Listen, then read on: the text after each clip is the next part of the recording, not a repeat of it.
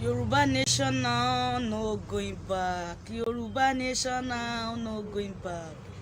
Assalamu alaikum warahmatullahi wabarakatuh. Aki gbogbo wa. Aku gbìyànjú aku kó lè dá. Ọlọ́run bá Allah á jẹ́ kó dá fún wa. Inshallah Rahman. Olóyè Sunday bu Ọlọ́run bá yọ wá níwọ̀run ọlá Al-Qur'an Karim. Ọmọ Adéyẹmọ Igboho ṣá o. Owó bàbá Adami yo. Mẹ́sáyà mẹ̀kúnnù ni. Jésù àsìkò tiwa nìyẹn, Ànábì Muhammad àsìkò tiwa nìyí o, àtiwọ́ tó fẹ́ o, owó bàbá Àdámì o, ìránṣẹ́ Olúwa ni, àkàndé èèyàn ni, ẹkùn tágìrì gbéra ẹni jà ni, à ń lé bọ́ lẹ́yìn jagunlabi lára wájú, gbogbo ara wájú tún pẹ́rú kílẹ̀ yìí o, bàbá Àdámì ni.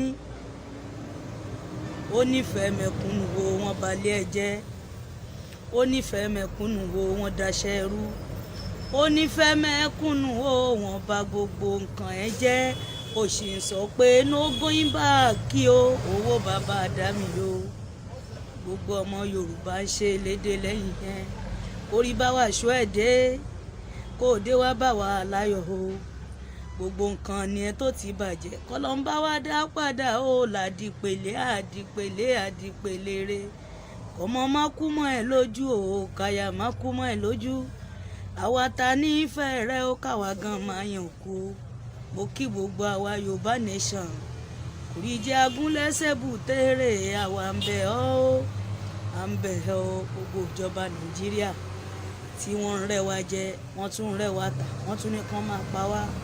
Ọlọ́run dákun wá gbà wá o, wa ò lẹ́ni tá a lè ké pè mọ́, ìwọ lolùbọ́ tó lè bá wa ṣe. Ọlọ́run wá ṣe ìfún wa o, ká lékún ọpẹ́ o. La hawla wala quwwata illa billahi al-azim. Ẹ bá mi share káàkiri. Bàbá Àdámì la ṣe yìí fún un.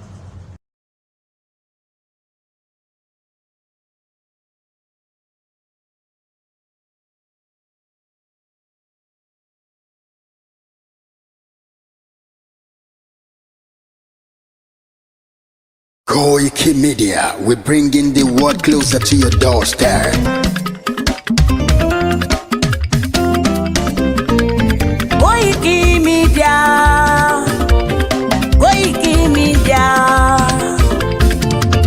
KOIKIMEDIA, we bringing the world closer to your doorstep.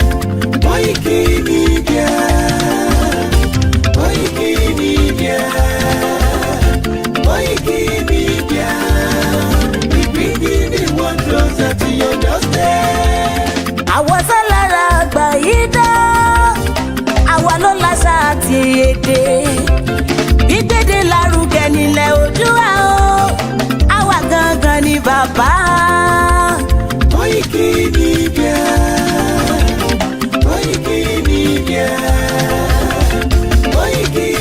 KOIKIMEDIA, we bringing the world closer to your doorstep. They never sabi wetin we carry for her, but they move closer before they go sabi.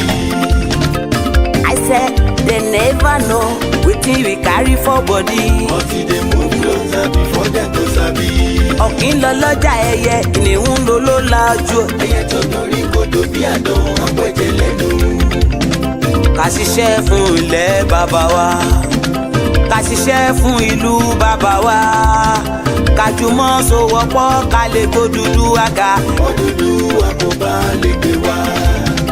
Ọmọ Odùduwà ṣe gírí, ẹ dìde fún ẹ̀tọ́ adúláwọ̀, ká lè jọ jùmọ̀ gbé délẹ̀ ìlérí, ká wálé gba ògo ilẹ̀ wa, ká ṣiṣẹ́ ká lè jọ gbàdé, ká lè gbàdé adé adúláwọ̀, àwa ni mọ̀lẹ̀ tí yóò tàn káàkiri. Ọmọ Odùduwà ni wá.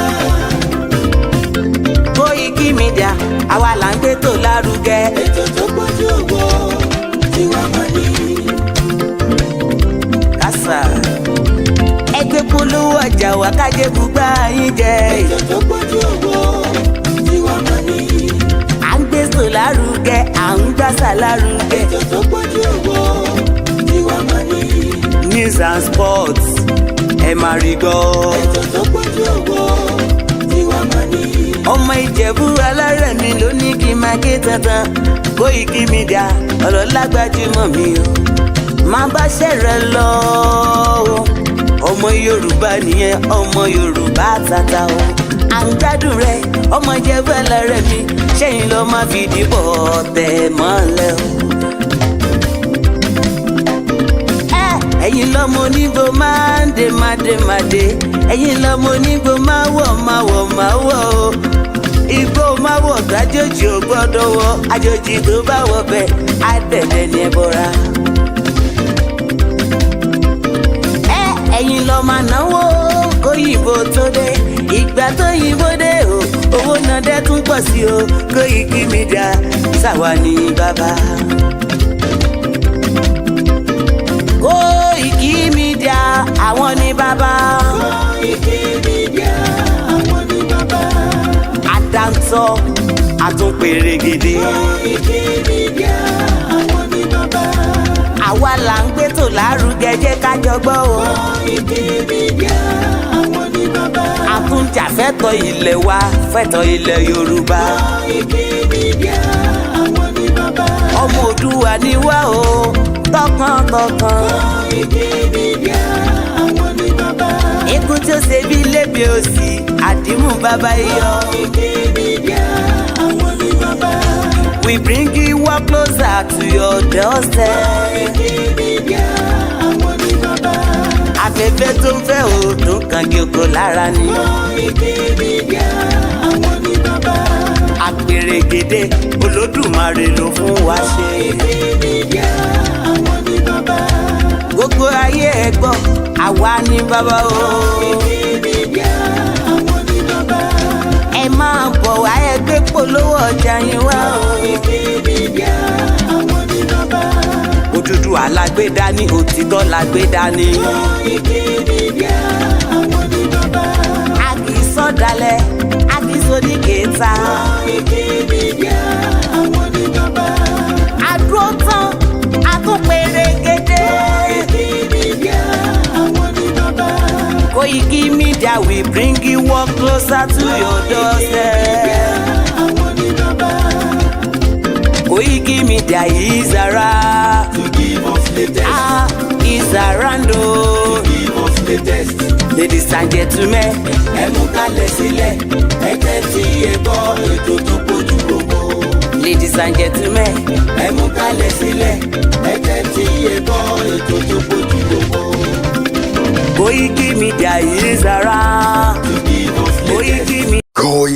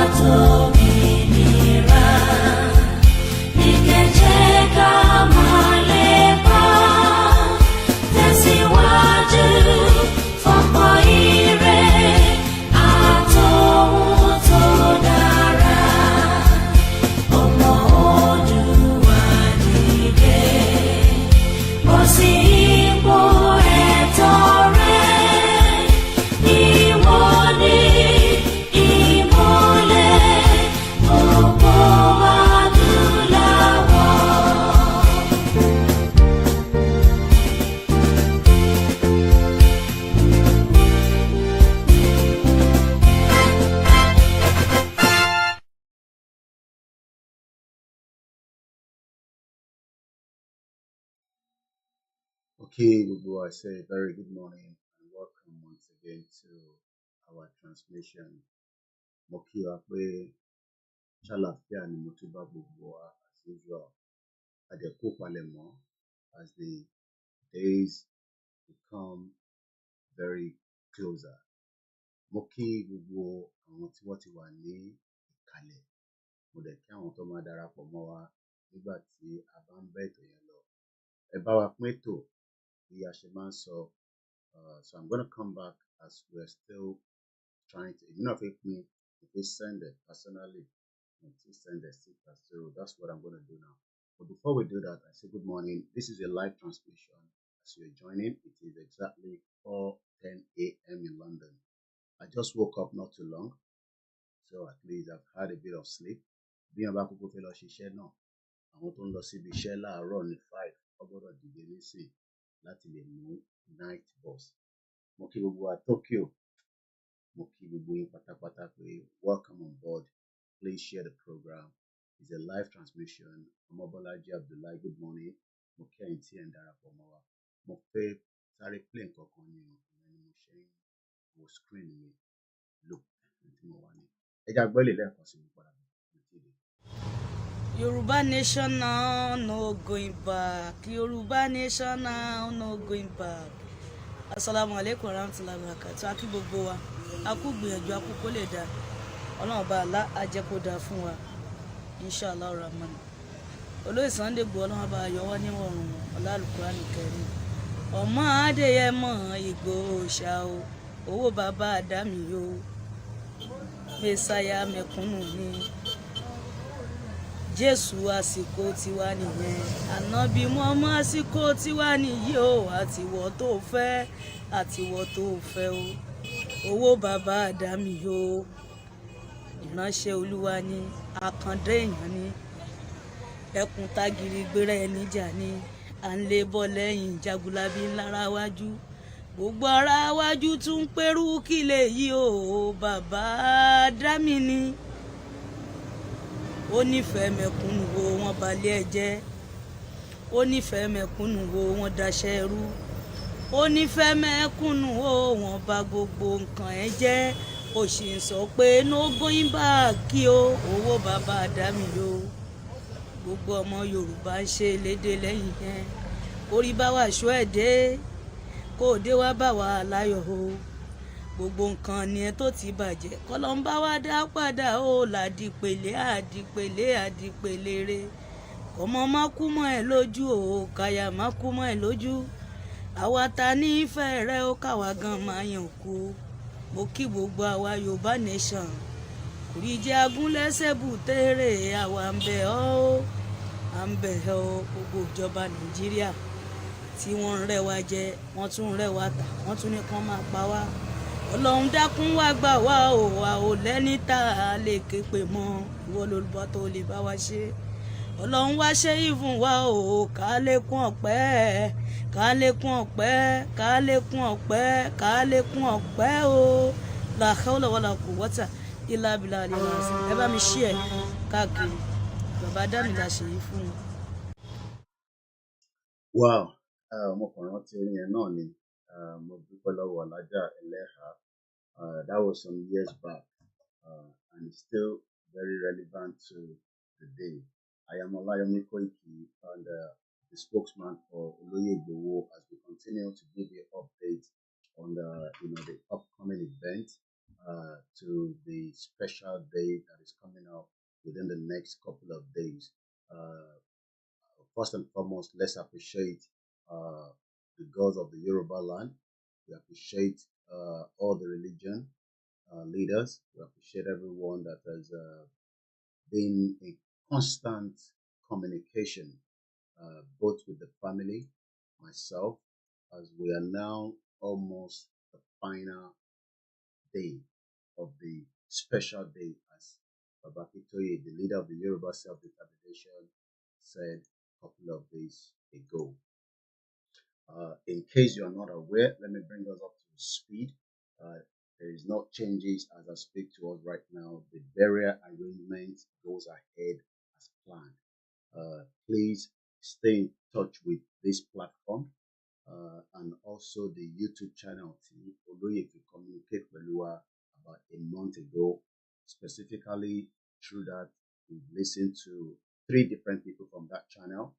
We've listened to the leader of the Yoruba self-determination itself, Professor Adebanji Akitoye. We've listened to Dr. Chief Igboho himself through that channel, and he has spoken quite to exactly what we want. If we have chance, we might play that video again tonight. Also, okay, we have also aware that I don't think I'm live in my backup channel. Because so something is alright. Number okay, that is not fun. So Mukiwa, just realized that the backup channel is not live. Let's start that quickly. So Mukiwa, as nothing has changed, just in case you are wondering whether the event goes ahead or not. So sit back and let us go through the event again tonight, depending on what time you're watching. Today is the 20th from my side. That means officially it is the Tuesday. That means we have 48 hours before the event itself. 48 hours. Kí a tó wọnú agbami ìvẹ́ǹtì ti olóyè Dr. Sunday Adéyẹmọ Ìgbòho. Eégún fúnra rẹ̀ ti wà nínú ìgbàlẹ̀ bí gbogbo wa ti ṣe sọ nígbà tí a bá ń sọ̀rọ̀ lọ́sàn-án yìí. Mo kí gbogbo ẹ̀yin tí ẹ wà concerned. We spoke, frequently, eloquently rather, on that yesterday afternoon. We might touch on that again in case you missed that broadcast. But the only thing is I might not be able to take calls because it's 4:15 in the morning. And already, as you all know, I'm broadcasting from the comfort of my home.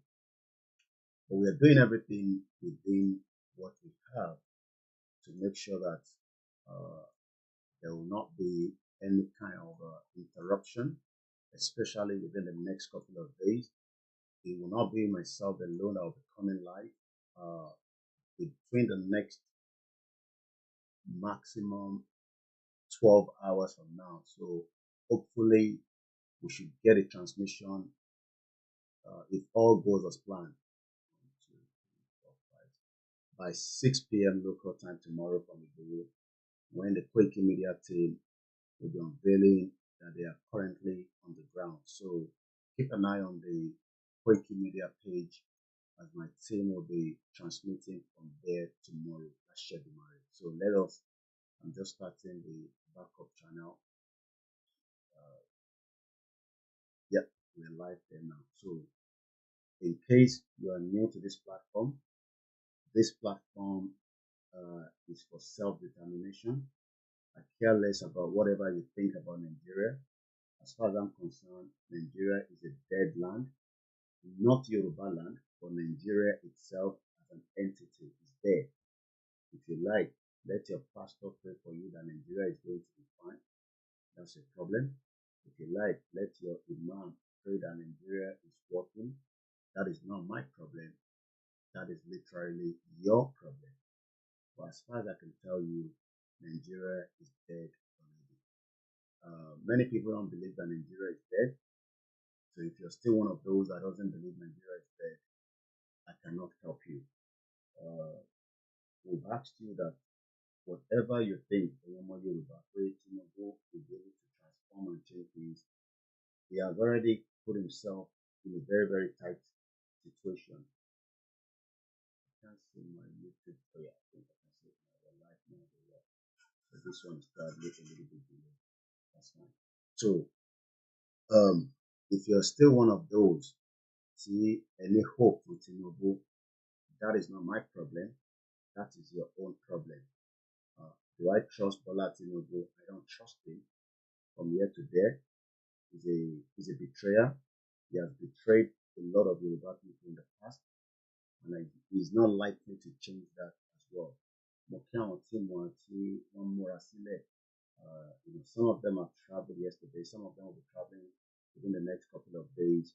But by 6 p.m. local time tomorrow, the KOIKIMEDIA team should be live.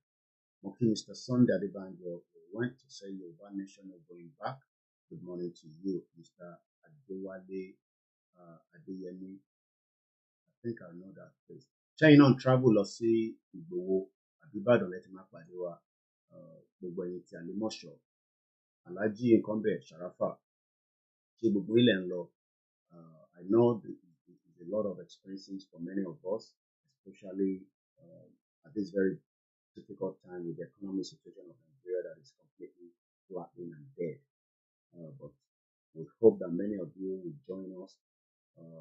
If you try not to stay back, we hope that whatever it is, please excuse ara yín, ẹ fi ṣírò pé tó bá jẹ́ ìyá mi ló kú, mo fẹ́ lọ sìnkú nílé, ṣé màá sọ pé mo ò lówó mọ́tò? So bí gbogbo wa ṣe láti fi ṣírò ni. Mr. Alimi Azeez, ẹ káàárọ̀, kí n pé ẹ káàbọ̀ sórí ètò wa. So ẹni tí ó bá ń dúró pé bí akéèyàn kan fóun lówó, ẹ tètè wọ́wọ́ yẹn kẹ́ plan ara yín, ẹ lọ in groups, ẹ má dá lọ. That is the most important thing as well. So if you're traveling, go in groups as well. Money, good morning to Mr. Peter Oladele, ẹ̀gbọ́n mi dáadáa. I'm sure pé ó ṣe ṣe bí ẹ ṣe múra láti lọ bí iṣẹ́. Mo kẹ́yìn tẹ́ wà ní United Kingdom. Mo kẹ́yìn tẹ́ ń reach out sí wa lẹ́yìn fún ìmọ̀ràn, advice, àtẹ̀yìn tí ẹ wà concern. Everybody has the right, especially when it comes to Olóyè Igboho, because we love him and we don't want anything to happen to him. And that is why táwọn kan ṣe sọ pé Mr. Koiki,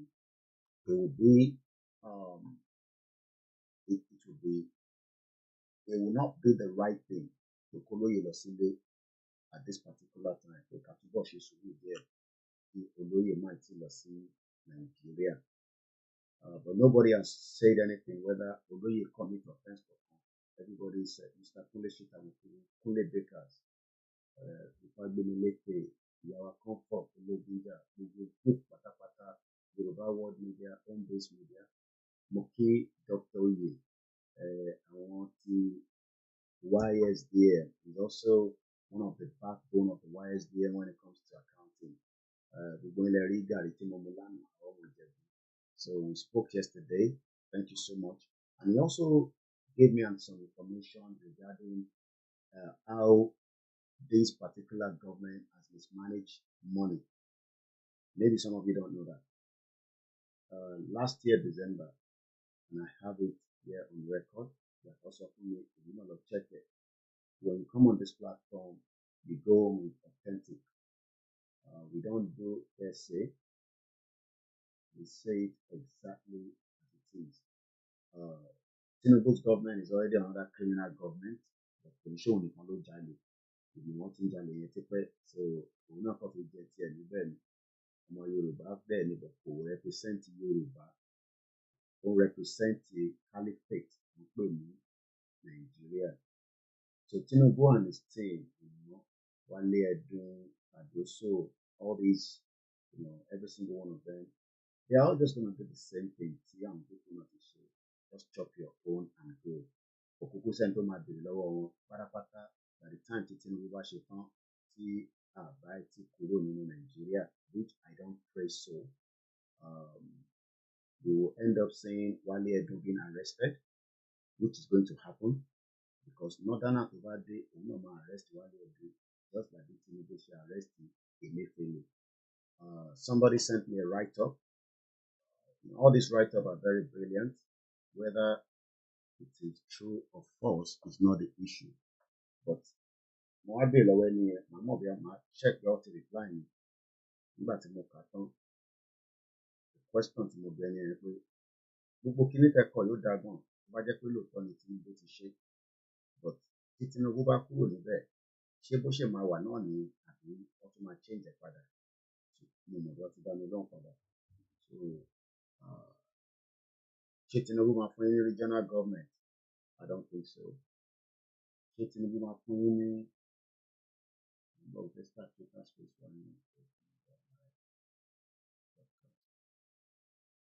ṣé Tinubu máa fún wa ní ọlọ́pàá, state police? I don't know. Whatever you're thinking, ṣé Tinubu máa dá padà sí the 1950 something constitution? I don't know. All I know is that Tinubu òun náà tó wá jẹ tiẹ̀ ni bí àwọn tó kù náà ṣe jẹ tiwọn ó dẹ̀ máa gbádùn ayé ó ti dé láti Ethiopia but I don't think I just hope he will be fit all the way through tí Nigeria máa fi collapse lórí because seeing him coming back from Ethiopia yesterday he doesn't feel strong but Buhari náà bó ṣe ṣe títí tó ṣe ọdún mẹ́jọ ni ó lè ṣe Fúlàní apààyàn ní Buhari tó fẹ́ pa ọmọ Yorùbá tó dẹ̀ pa ọ̀pọ̀lọpọ̀ ọmọ Yorùbá rẹ̀ púpọ̀ ní yóò mọ̀ pé Buhari is a very evil man sadist ni iṣẹ́ tó dẹ̀ ràn ló ń jẹ́ I don't know why my mic always gets stuck when you Twitter space I don't know location number fún ibi tí ọba work ìlàmọ́lẹ̀ ọdún mẹ́ta ó ṣe sàn ju Chinese phone kan tà fún ní Nàìjíríà lọ iPhone ni so just that sometimes to be complemented with the Twitter space so this might be I don't know so bí ṣe ń sọ lọ ẹ̀yin ẹ̀yin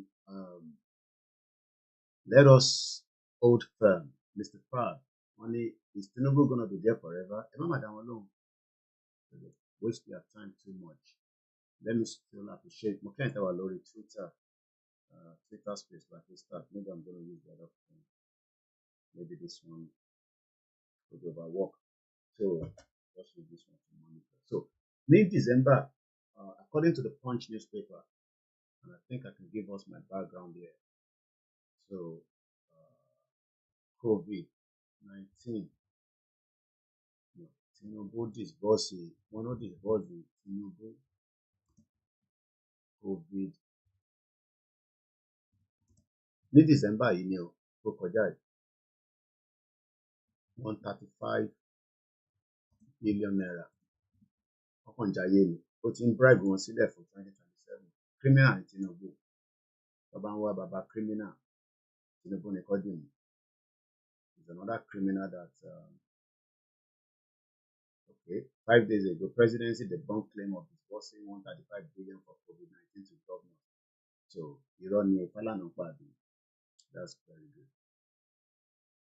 so I'm sure some of us listen to Fálànà Sowore has been now cleared by the federal government the new AGF Malami ọmọ Fúlàní tó wà níbẹ̀ ó ti lọ bọ̀ tó bá padà dé he can do and undo Mr. Jamo 419 orúkọ yìí ni máa lágbára dé ẹ̀ka ọ̀rọ̀ ṣàlàfẹ́lẹ̀ wa Tokyo 778 ẹ ṣe gan owó ẹ̀tẹ́ náwó sí wa and also please tó bá jẹ́ tó lóye níbẹ̀ ẹ bá máa specify ẹ bá send the message sí mi but we're grateful easy moriembe thank you so much for joining so tàbá wo headline yìí ẹ rí pé presidency náà wọ́n debunk ẹ̀ pé àwọn òpinrú kọ̀ọ̀kan you know and all that but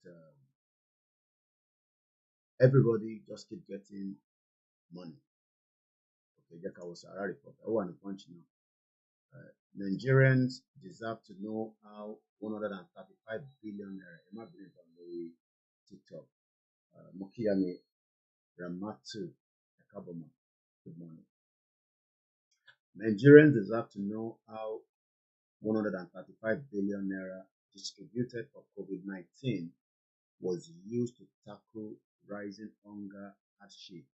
Groups backs Fálànà over spending by Tinubu's government. But government always lie. So government not in the bunker. One on one, owó kọ̀ọ̀kan tó jọ bẹ́ẹ̀ o. Àwọn ọmọ bíi tí Fálànà ti rí jágbàjàgbà tó sọ lẹ́nu. Federal government ló sọ bẹ́ẹ̀. Federal government náà ti release statement ní ìjọ February 14 ìjọ Valentine. Presidency slam Fálànà for extravagances on 135 billion COVID fund. Whatever it is not our own problem. All I can know is that whoever is in part of this government, just chop your own and leave the rest. Abdullahi, only Tinubu Jaga bandit. Don't believe it in one Nigeria. Oh no one believe in one Nigeria, but only not to one event. òun náà gbọ́dọ̀ believe in one Nigeria bí wọ́n ṣe máa ń ṣe nìyẹn wọn náà believe in one Nigeria tó bá dẹ̀ yà inú one Nigeria náà ni gbogbo wọn ti máa ṣe ìmọ̀lá oúnjẹ ayé. I just pity Yoruba people tí wọn ní understanding. Mọ́mí mi kan pè mí lánàá wọ́n ní Mr. Koiki àwọn understand àwọn tó protest wọ́n ní Tinubu must go wọ́n ọ̀tẹ̀ náà ní ìdíje gbàgbé lé wọ́n ní tí Tinubu bá go ṣé gbogbo wa mọ̀ pé Shettima ló máa wọlé ni mo ní mọ́mí bẹ́ẹ̀ ni I agree with you àwọn tó ń pariwo pé Tinubu must go tó bá pè lólè ó wà okay ọ̀tẹ̀ bá ní Tinubu must go tó bá lọ go Shettima ló ń bọ̀ Shettima becomes the president and that will be a disaster especially for our Yoruba and sọ pé àfẹ́ní kankan ṣe pẹ̀lú Nigeria because Shettima become very powerful and he can unleash his own more evil tí Buhari ṣe ẹ má trust gbogbo àwọn Fúlàní yẹn àti Haúsá àtàwọn Igbo torí yẹn lè máa ń fi gbọ́ púpọ̀ jù ọ̀sẹ̀ márùn kò bí àmọ́ mi sọ bẹ́ẹ̀ I don't trust any one of them but ìjà tá à ń jà Mr. Shakir ẹ̀ka àbọ̀ sórí ètò wa pẹ̀lú àwọn Igbo ni pé Igbo náà fi lọ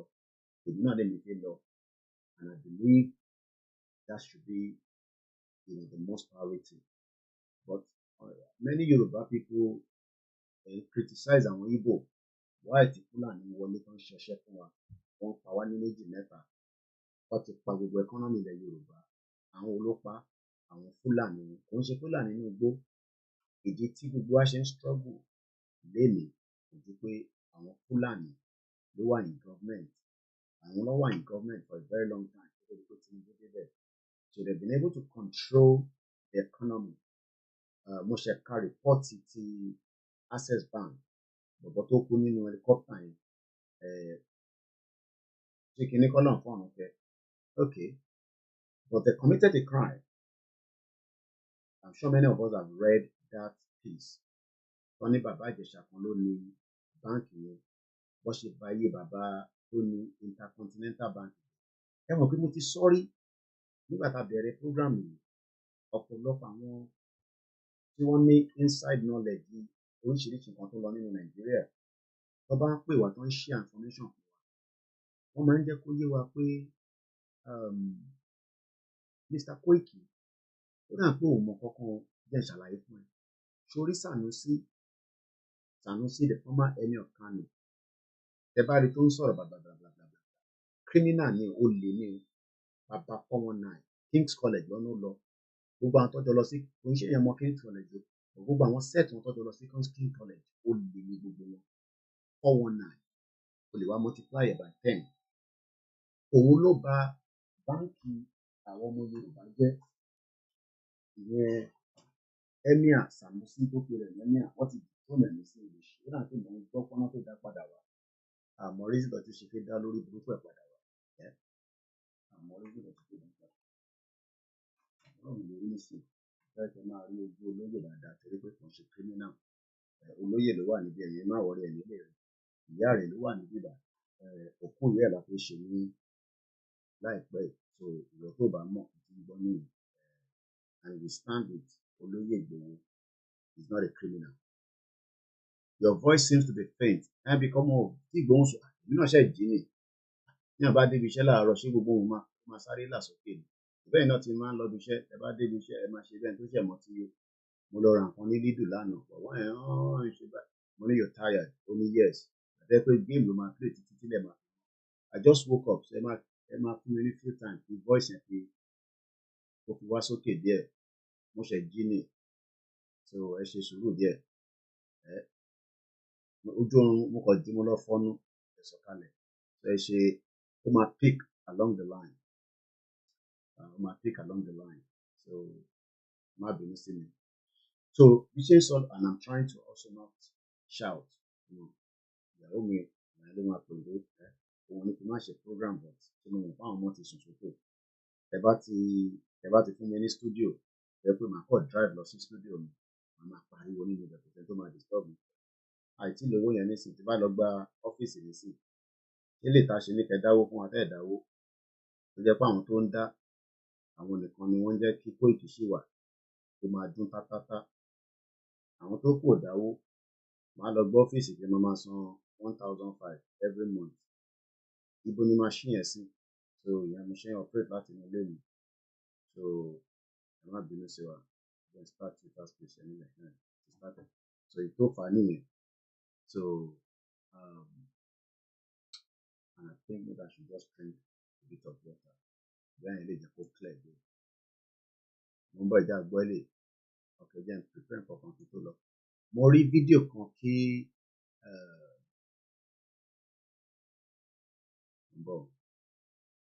fídíò tí èèyàn kan pè mí lánàá pé Mr. Koiki àwọn need àwọn information kan. Ẹ mọ̀ pé wọ́n dẹ̀ mọ̀ pé mi ni máa ń ná àwọn information especially tó bá jẹ́ lórí bàbá wa olóyè Ìgbòho. Wọ́n náà mọ̀ pé tí bá bá wọn lọ wá màá rí.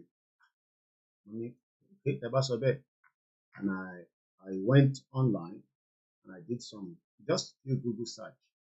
Ó dẹ̀ gbé jáde lóòótọ́.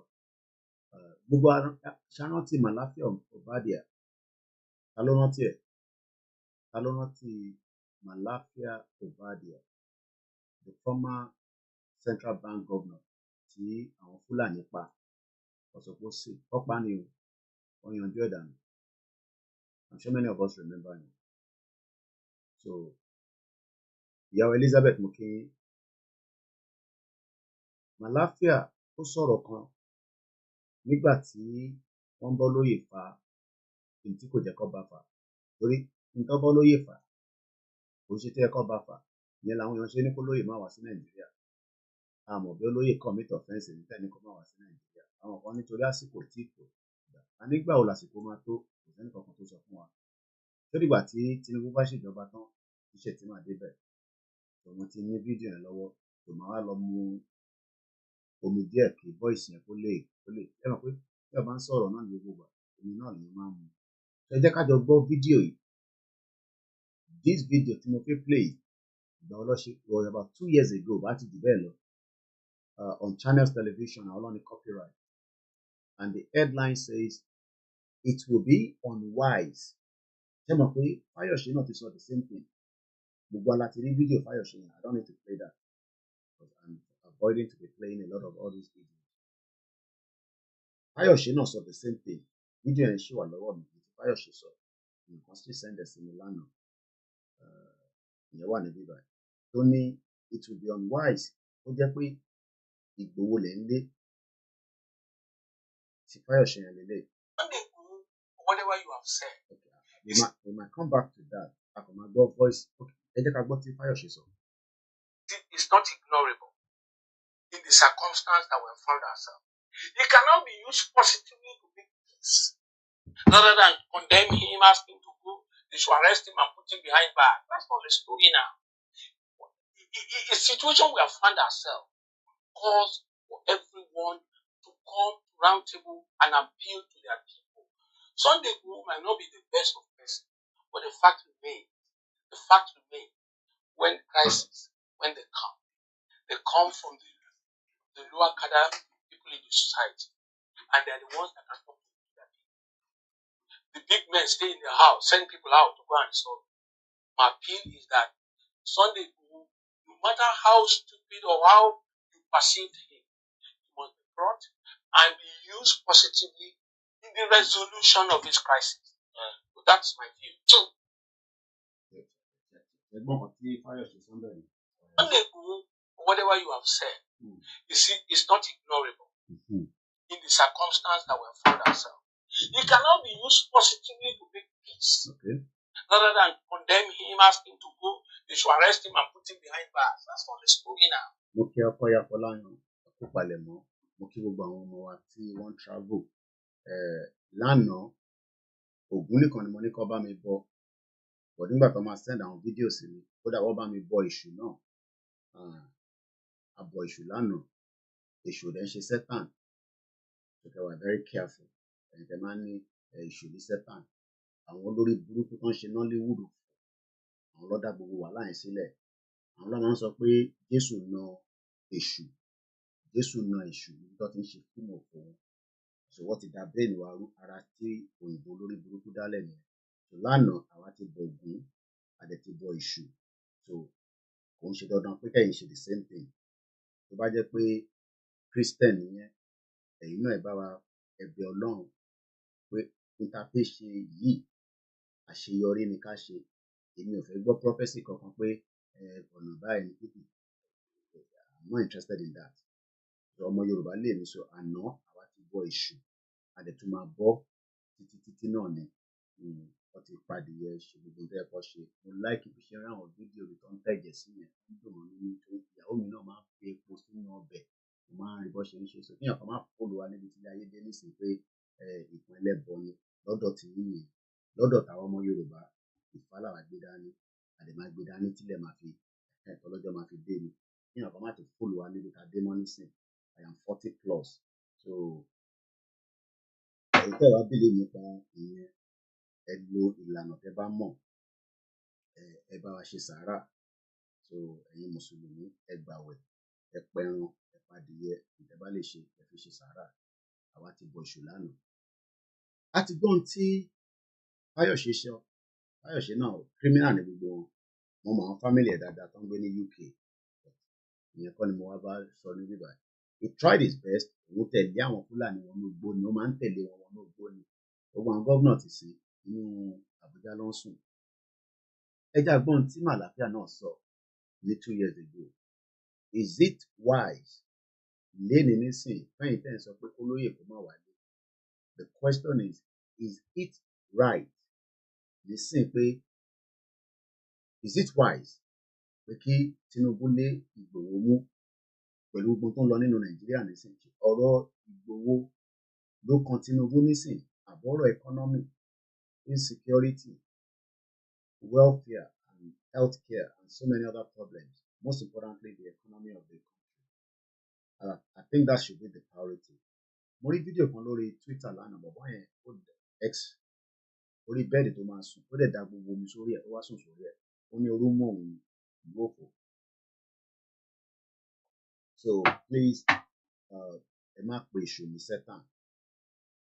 Ọmọ babaláwo làwa, bẹ́ẹ̀ náà ṣe jẹ́ ọmọ pásítọ̀. Àwọn náà máa ń consult àwọn babaláwo. Like I said, kí àwọn kan máa pè mí, Koiki, ó dà nípa máa ń gbọ́ ìmọ̀ babaláwo kankan. Because I've been getting calls. Ṣé mo ní babaláwo kan? Mi ò ní babaláwo kankan. Mo fẹ́ recommend anybody. So ẹ tọ̀ ìdílé yín padà lọ. Èmi náà tọ̀ tèmi lọ ni. Èmi náà tọ̀ ti yín lọ. Kọ́ ṣàlàyé fún yín. Olórí ẹbí yín tó bá wà nílé, ẹ bá wọn sọ̀rọ̀. Àwọn máa mọ babaláwo. Let's listen to this. I'm gonna mute my mic because of interference. Fẹ́yìntà wà lórí. Ṣé voice mi ẹ̀ ti ń jáde díẹ̀díẹ̀? Mo kí ìyàwó Elizabeth Adesanya. Good morning, ma.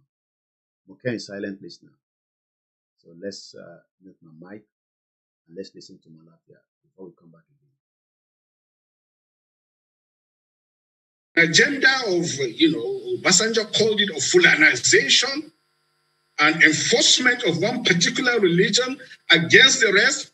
The world powers encourage them and tell them, look, we're behind you, go ahead. They provide the weapons, and some local elites buy into that idea. And they begin a campaign of genocide, because this is what it is. If you carry heavy weapons unchecked, you go into the forest, you go into the ancient savannah, you kill people, you rape women, you kill children. What are you? You are committing genocide against an unarmed and defenseless people. And let me make this point clear. Under our Constitution, under our laws, and by the precepts of international law, global ethics, natural justice, and equity, the people who are about to die have a right to defend themselves. So they would be wise not to go after Igboho. You should leave that man alone. He's a hero of his people. When you say world powers, can you hear? I'm sure pé agbọ́n tí Malafia Obadia tó sọ níbẹ̀ yẹn. Let's come out from there because it's mo fẹ́ lò gangan láti gbọ́ yẹn. It would be unwise. This was 2 years ago. Yeah, continue to rest in peace, Malafia Obadia. èyí tẹ́ wà ní United Arab Emirates Ọlọ́run bá ń dúró tì yín bẹ́ẹ̀ ṣe ń survive I don't know because ìlú tíyàn bá wà tó bá jẹ́ kó ṣiṣẹ́ bàbá problem ni èmi náà mọ bó ṣe rí lára nígbà tí mo níwèé nílùú èyí tí wọ́n jẹ́ kí n ṣiṣẹ́ but a dúpẹ́ f'Ọlọ́run pé èmi ní family tí mo lè rè láìlè tí a dẹ̀ bẹ́ẹ̀ ní bá ṣe rọra ń ṣe ìgbà tí ìwé mi dẹ̀ dé I was able to work and I've done that for more than 10 years so ìwọ tó bá ń sọ pé ṣé mo níṣẹ́ mo decide láti switch profession mi ni èmi náà máa ń fọbọ́ mo máa ń nulẹ̀ máa ń nu toilet mo ti ṣiṣẹ́ ní toilet rí àárọ̀ báyìí fọ toilet ìlú máa fún ẹ ní kúbíkúbí mélòó kan àpọ̀ and mop gbogbo ẹ̀ láti ṣe there is nothing wrong with that tí Nàìjíríà bá dáa ni I will not be doing that here I will do that in Nigeria and people do that in Nigeria around tó ń ṣiṣẹ́ ní hotel because hotel lèmi ti ṣiṣẹ́ for more than 10 years so there is nothing wrong with that can I come and do that in Nigeria? Oh yes, if you know I will be paid and I will be not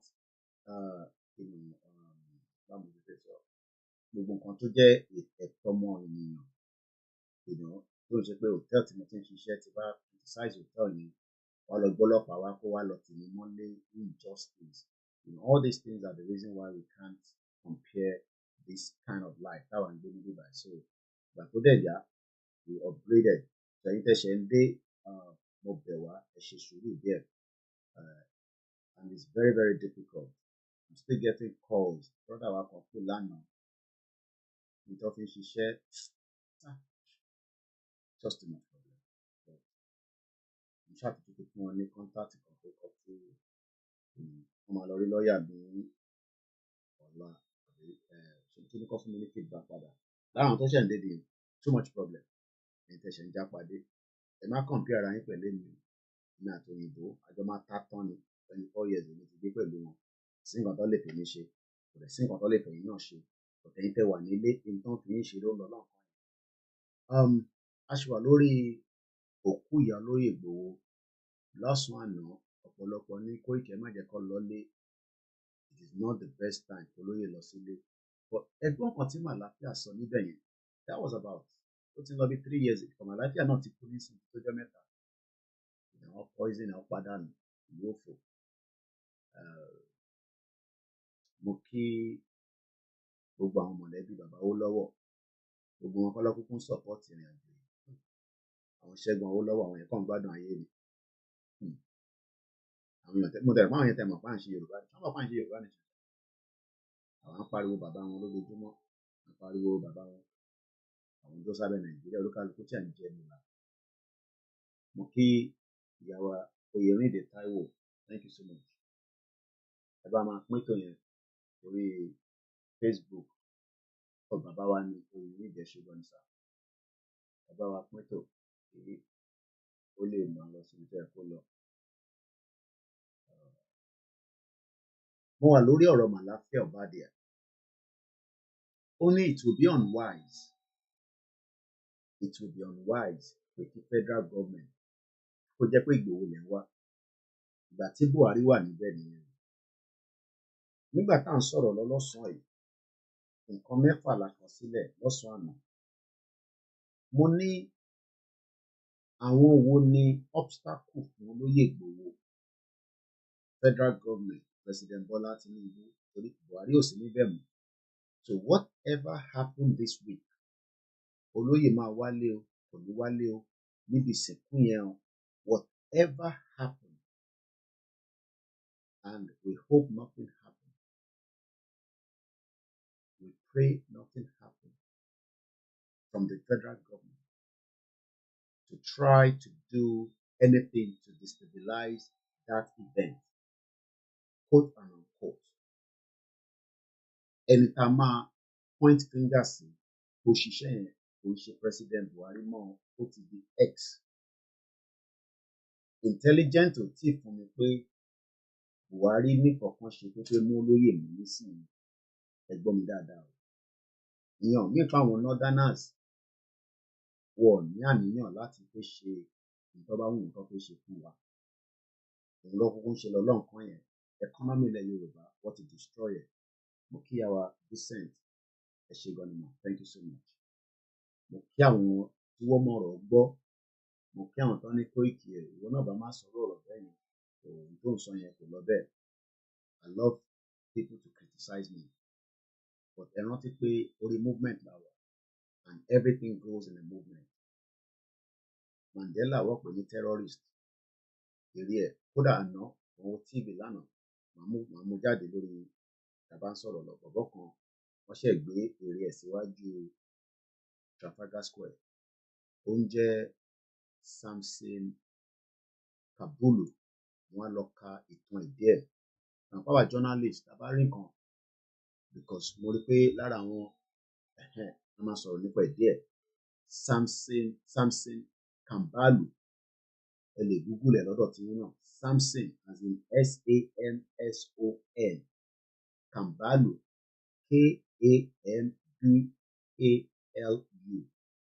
ọmọ Malawi ni. Ó ní gbogbo ohun tí wọ́n fi ṣe is 49 years old, wọ́n bí ní 1975. Ó dàgbà jù mí lọ díẹ̀. À sọ̀rọ̀ nípa ẹ̀ létà, ẹ jẹ́ ká ṣèdó lórí Màláfíà Ọ̀bádìà.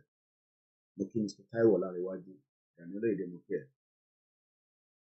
Màláfíà ó jẹ́ tó yé Buhari nígbà yẹn pé it will be unwise, just like bí ó ṣe wà unwise nísìn fún Tinubu to continue to detain Nnamdi Kanu. Ṣẹ́rí, the more tí Tinubu bá ń detain Nnamdi Kanu, the more ni problem tí ó wà lọ́rùn ẹ̀ á máa pọ̀ sí. I'm not joking now.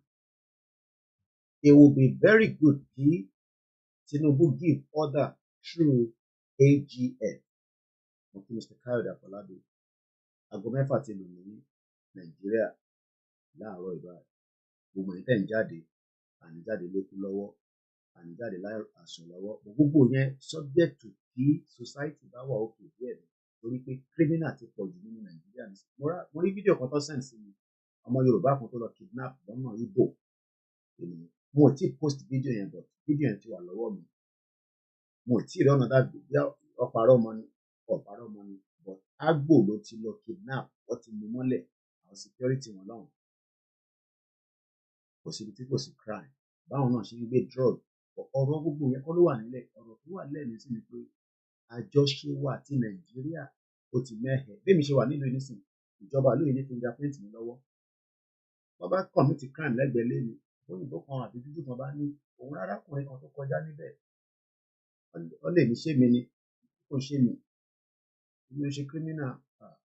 Anoda gbọ́wọ́ ẹ̀ wá ká tẹ̀ka, wá gbà ká mi. Wá wá fi wo fingerprint tó bá ṣẹlẹ̀ ládùúgbò yẹn.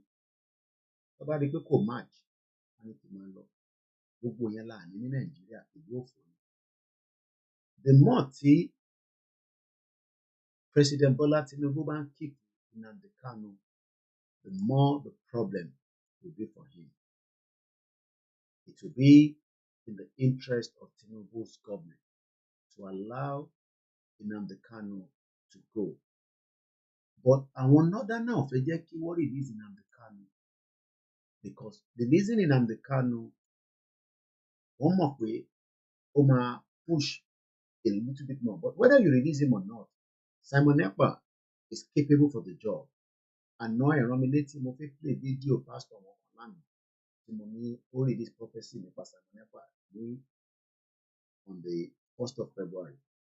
I'll play video yẹn. Good morning and welcome once again. Ẹ̀jẹ̀ bá ń darapọ̀ mọ́ wa. Ṣé voice mi ti clear díẹ̀ dáadáa nísìn?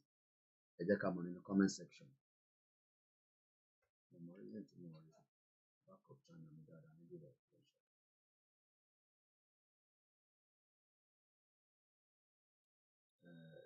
Mo kí gbogbo àwọn media as well.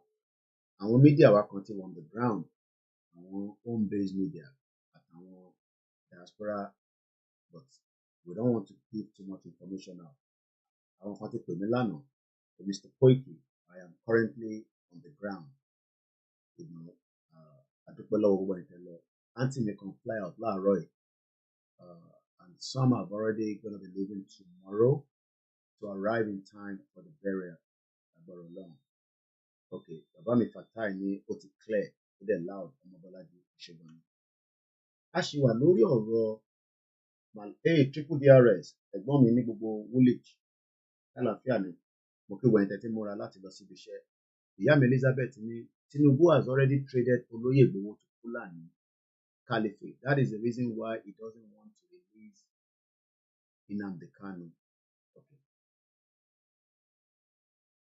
Peter Khan mo kí ẹ àwọn máa ń sanwó fún mi ní every month ìyẹn ni Mike ṣe wà lẹ́gbẹ̀ẹ́ orúkọ wọn ní orí Twitter àmì orí YouTube. Waris Jinadu ẹ̀gbọ́n mi ní Yoruba nationalism, self-determination and the land vibration là ń jà fún.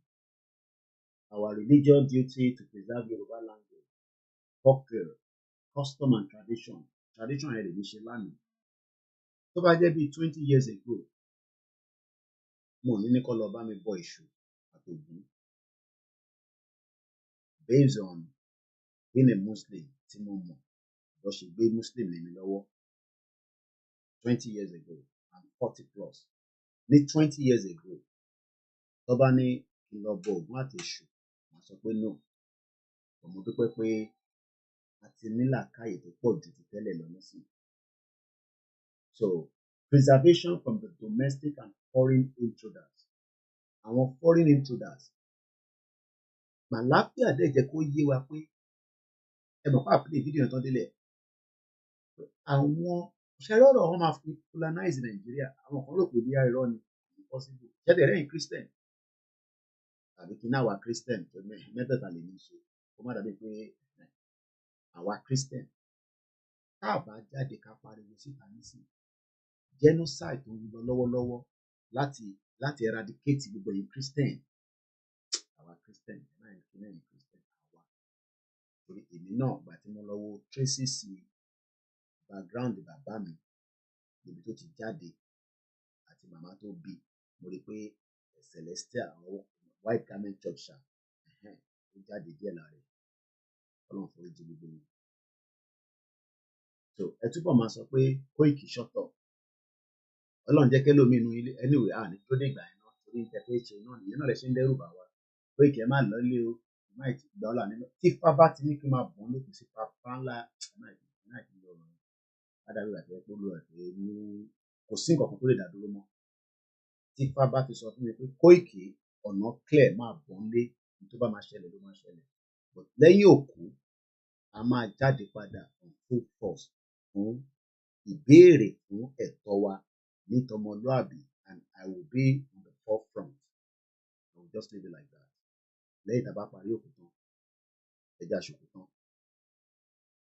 Màláfíà ń sọ nígbà yẹn pé it will be unwise. So if anything happen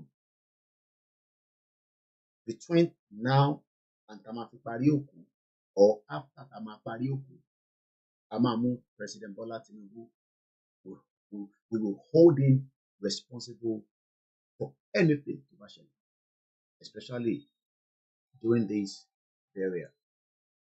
So èyí tẹ́ bá mọ President Bola Tinubu dáadáa èyí tẹ́ bá mọ Ṣèyí Tinubu dáadáa ẹ bá wa sọ fún pé kó bá wa sọ fún dádì ẹ̀ ìyẹn President Bola Tinubu pé àwa ò ní kankan tí a fẹ́ sọ ju pé kán má gbìyànjú láti ṣe ohun tí kò ní wọ̀tẹ̀ nígbà tá a bá wá ń ṣe òkú lọ ní ọ̀sẹ̀ tá a wà yìí. It will be very very stupid for him to do anything or give any order. It will be very very stupid. But I know he can do it. He will do it. He might not do it. I don't trust Tinubu from there to there. I don't know what is running in his mind.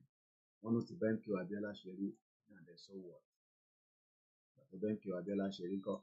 So mo mọ̀ gbé picture wa ká lè ọmọ lójú ọdẹ ẹ̀jẹ̀ ń gbé wá sápá báyìí kó wà lọ́wọ́ òkè mi torí ọ̀rọ̀ Tinubu ni mo ń sọ lọ́wọ́ nísìnyí. President Bola Ahmed Tinubu GCFR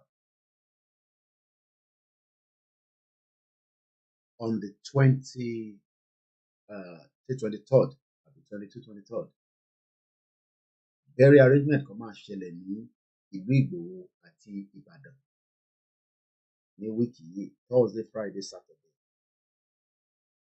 If anything happen pé security ṣe nǹkan tí kò jẹ́ kó ṣe yàtọ̀ sí pé kó wá protect àwọn tó ń bọ̀ fún burial, we will have to hold you responsible.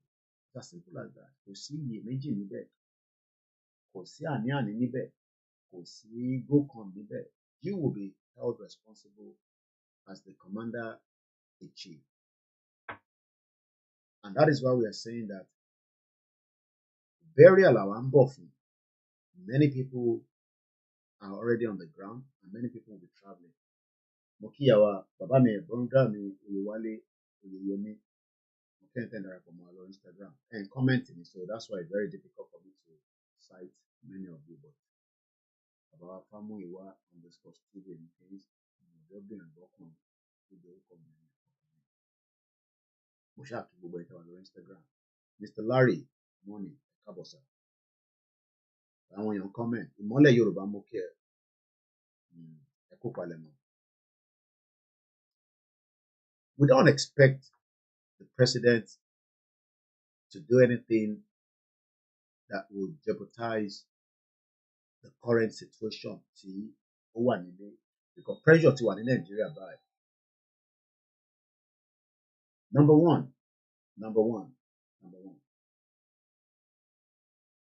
wọ́n lè mú Ìgbòho. Ṣé gbogbo àwọn tó máa ń ní àwọn amúgbòho wọ́n lè mú Ìgbòho àti tá a bá ń parọ́ fúnra wa, wọ́n lè mú Ìgbòho. Èmi ò sọ pé Ọlọ́run lè Ìgbòho, mo sọ pé wọ́n lè mú Ìgbòho. So gbogbo yẹn, gbogbo prophecy táwọn kan náà wọ́n rí wọ́n máa mú Ìgbòho, gbogbo yẹn ò lè possible, wọ́n lè mú. Tó bá máa mú olóyè Ìgbòho, right? Nígbà tí wọ́n dá wọn dúró ní Benin Republic, they would have also taken him back to Nigeria, because wọ́n tẹ̀ mú olóyè Ìgbòho. Pé kí n tún padà sí bó ṣe ṣẹlẹ̀ fún yín díẹ̀ níwọ̀n bá tí mo lè sọ fún public consumption. When Chief called me in 2021, I was in transit. I left him few hours back. Picture tá yà àti àwọn ọ̀rọ̀ tá sọ tájọ́ máa tún pàdé again. And I was driven to the airport and I flew out of Benin Republic. Mo wà ní transit. Mo polóyè pé èmi ti wà ní transit, mo dúró fún flight mi padà sí London. Mo ní no problem. Wọ́n náà ti múra láti máa lọ sí airport. Wọ́n lọ aṣọ yín. For a few hours, he called me back and he said he didn't go as planned. And he wants to go back to the airport nítorí pé àǹtí rọ́pò pé àwọn wà nínú airport. And I told him it's not worth it to go back. And he said to me he will go back. So, and he went back. Olóyè fẹsẹ̀ ara ẹ̀ padà wọnú airport. And I'm sure we've all heard him say such during the interview or grant pẹ̀lú Aláròyé. Even though we are not going to say everything that transpired, but he went to the airport, he wanted to board, they checked him out at the counter. But ẹ mọ̀ pé power time travel. Maybe some of you don't understand how security works in the airport. When you go to the Tibalossi Heathrow láàárọ̀ ìnísìn, orí counter desk ò lè mọ̀ bóyá mo ní problem tí mo bá wà lórí list tí bóyá Interpol, they're not gonna know. So àwọn máa check me in. Ibi tó ti máa mọ̀ ní inú ibi immigration yẹn ni pé tó bá ti pé kó tó board, after tó bá ti go counter tán tó ti kó ẹrù ẹ̀ síbẹ̀, ó wá ní another section kan. Àwọn yẹn ló máa verify it. So ibẹ̀ ni wọ́n ti dá olóyè dúró, and they took him away, and wọ́n mọ bó ṣe kú kúrò lára wọn. Ìyẹn ó kù sọ́wọ́ olóyè àti Elédùmarè. And when he called me, just like he called maybe one or two people again, but he called me directly. And I said to him, it was not worth it. Let's go back home. I sought out ìyàwó yín. Ìyàwó yín òkùnkùn commit crime. Ẹ̀yin náà commit crime. Kò rí bẹ́ẹ̀ mo bá ṣe sọ kó máa rí ní ìyẹn padà. He said no. And that was the reason why he was there. Tó bá jẹ́ pé olóyè ò padà sí airport ni, ẹ̀ ní jí gbọ́ níjọ́ kejì pé wọ́n mú olóyè pé ó wà ní Benin. Ẹ̀kọ́ lè gbọ́ pé bí wọ́n dá ìyàwó ẹ̀ dúró. And it was proven in Benin Republic that he was not the criminal that the Fulani bomb bastard. Táyìn ọmọ Yorùbá ní wá ń dùn. Ìwọ ọmọ olóyè. Some of you are happy. Some of you were happy. Ìwọ ọmọ olóyè. I don't know why we were happy.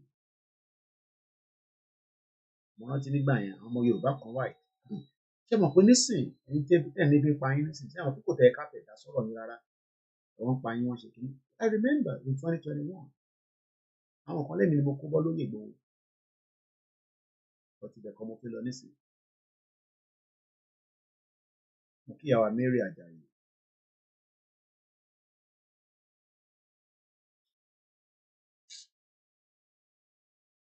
Ẹ jẹ́ kí n sọ fún ọmọ Yorùbá o.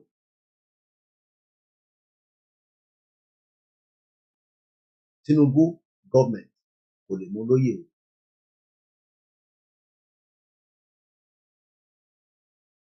Wọ́n lè kọ̀ dá crisis sílẹ̀ fúnra wọn if that is the route tó fẹ́ lò.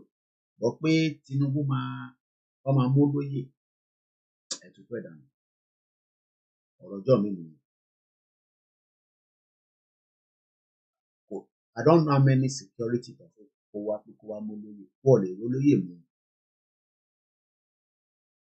Àkókò sọ pé wíìkì ìsìnkú ni between us àtàwọn tó jẹ́ obstacle wọ́n fi ń sọ pé kólóyè má wá sílé either through the spiritual realms because number 6 la fi ṣe spiritual realms but through spiritual realms yẹn náà ní táwọn Christian sọ làwọn sọ because gbogbo yín nísìn tí àwọn babaláwo náà sọ pé kólóyè má wálé ṣá Abdullahi sórí fídíò kankan tó ń indicate pé kólóyè má wálé tó jẹ́ pé àwọn babaláwo ni wọ́n sọ pé àwọn Christian because I didn't see any video from àwọn babaláwo pé kólóyè má wálé gbogbo àwọn tí wọ́n ní kólóyè má wálé àwọn Christian and we love those Christian prophets and we believe them we trust them.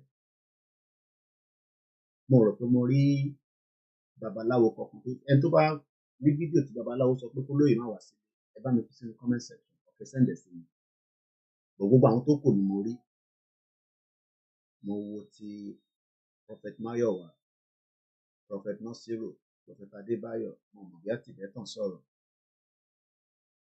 mo rò pé babaláwo kankan sọ̀rọ̀. Now mo wá ń bẹ̀ yín ọmọ Yorùbá àtàtà ṣé ti àwọn Christian nìkan ní ká gbàgbọ́ pé wọ́n ní kólóyè má wá sílé even though pé a mọ̀ pé Tinubu fèsì ó ń cover ojú mi ọmọ ìdẹ̀ tí fèyọ́ kúrò ṣe jẹ́ kí n gbé cover ojú mi lọ.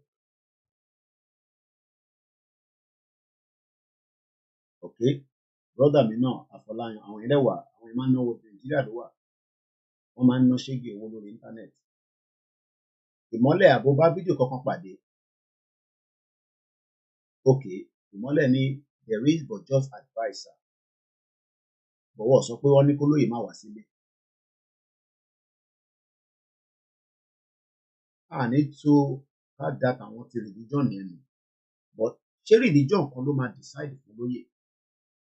Nígbà tó jẹ́ pé kò ń ṣe ẹ̀sìn kan ló wà láyé yìí. Àwa dẹ̀ ní ẹ̀sìn tiwa ti bàbá ńlá tiwa. Mo kàn ń béèrè ní ẹmọ̀ pẹ́yìn ọ̀jọ̀gbọ́n tẹ́ ń gbọ́ mi. Mo fẹ́ kẹ́yìn náà gbé yẹ̀wò ni o. Àbọ̀rọ̀ mi yẹn nísìn ẹ má bínú mi ti use my opinion sẹ́nu. Ẹ̀pẹ́ family ni gbogbo wa. Nígbà tá a bá ti dé proper studio, màá níbi máa ṣe gbogbo yẹn láti máa ṣe lẹ́yìn ìgbà tó wọnú studio. Mo kí bàbá mi, brother mi láre ni, it shall be done successfully and nothing will stop it, inshallah. Bẹ́ẹ̀ni, sí nǹkan kan tó máa stop it fún mi. Eégún dẹ̀ ti wà nínú ìgbàlẹ̀. So for people now to be saying, ẹ má jẹ́ kó lóye wá sílé, ṣé the same thing náà ni àwọn tọ̀dọ̀ ti wá sọ? Mo ka comment Mr. Peter kílẹ̀ sọ. Ẹni gbọ́ láwọn òye wọlé, when the Igbo houses were destroyed because of fraudulent election, who stood for you then? The only protest Igbos will join in any protest for referendum. Bẹ́ẹ̀ni, Simon Ekpa ti náà ọmọ Igbo ní ṣe protest kankan. Yeah, Simon Ekpa ti sọ, I read it. Náà wọ́n ní ṣe any protest. Ẹ̀yin Yorùbá ẹ̀ bá máa protest, ẹ̀ bá ilẹ̀ dìbò fún Tinubu. Ilẹ̀ wa ń complain fún. I don't know what is happening with my YouTube backup channel. I don't know. Lórí tó ń lọ tó ń bọ̀. It seems something is not right. Ọ̀tàṣùwà ọ̀nà àdìgbò rẹ̀.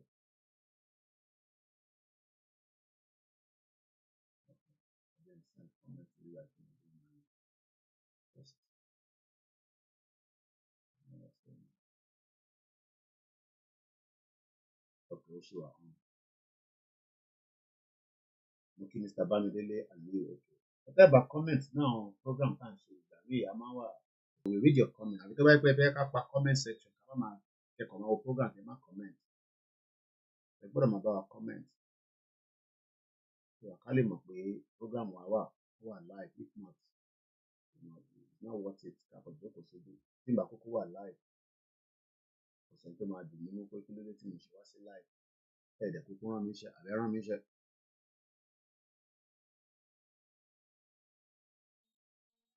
Tinubu government kò lè mú lóyè o. Ẹ jẹ́ ká kọ́kọ́ clear yẹn. Wọ́n lè mú àwọn èèyàn wọ́n ṣe fún àwọn tó kó nínú ilé olóyè Ìgbòho. Ìdí tí gbogbo yín ṣe ń wo Nnamdi Kanu pé ìdí tó ṣe rí Nnamdi Kanu kidnap, because Nnamdi Kanu was kidnapped. Then go to the so we are talking about 3 individual people now. We have Nnamdi Kanu on the screen. We have Sunday Igboho on the screen. We have Tinubu on the screen, and you have myself on the screen. Tinubu kolo kidnapped Nnamdi Kanu. It was Buhari's government, the Fulani government. And we kidnapped Nnamdi Kanu. Mo ṣe kí ẹ̀gbọ́n mi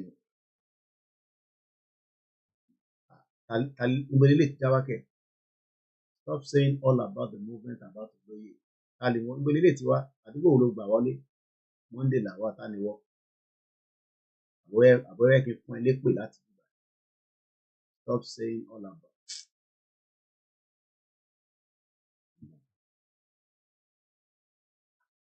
Màá tẹ̀lé kí n kọ̀ọ̀ká kọ́mẹ́ǹtì ní kí n kí àwọn tó wà lórí platform. Ṣé blogger ló pè mí ni? Àlùkà mo fẹ́ ẹ kó palẹ̀ mi. Gbẹ̀yìn ọmọ kéékèèké tẹ máa ń wá sórí social media wá sí ìjọba. Ìwọ ló máa sọ lórí social media.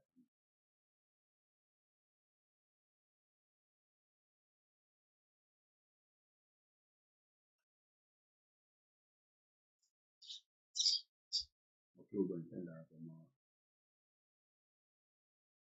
Gbẹ̀yìn ọmọ kéékèèké tẹ máa ń wá sórí media ẹ̀yìn láàkáyè ẹ̀yìn respect. Òṣùwọ̀n wọn tán pè ní media ṣá. Ìwọ ló máa sọ lórí bàá mi.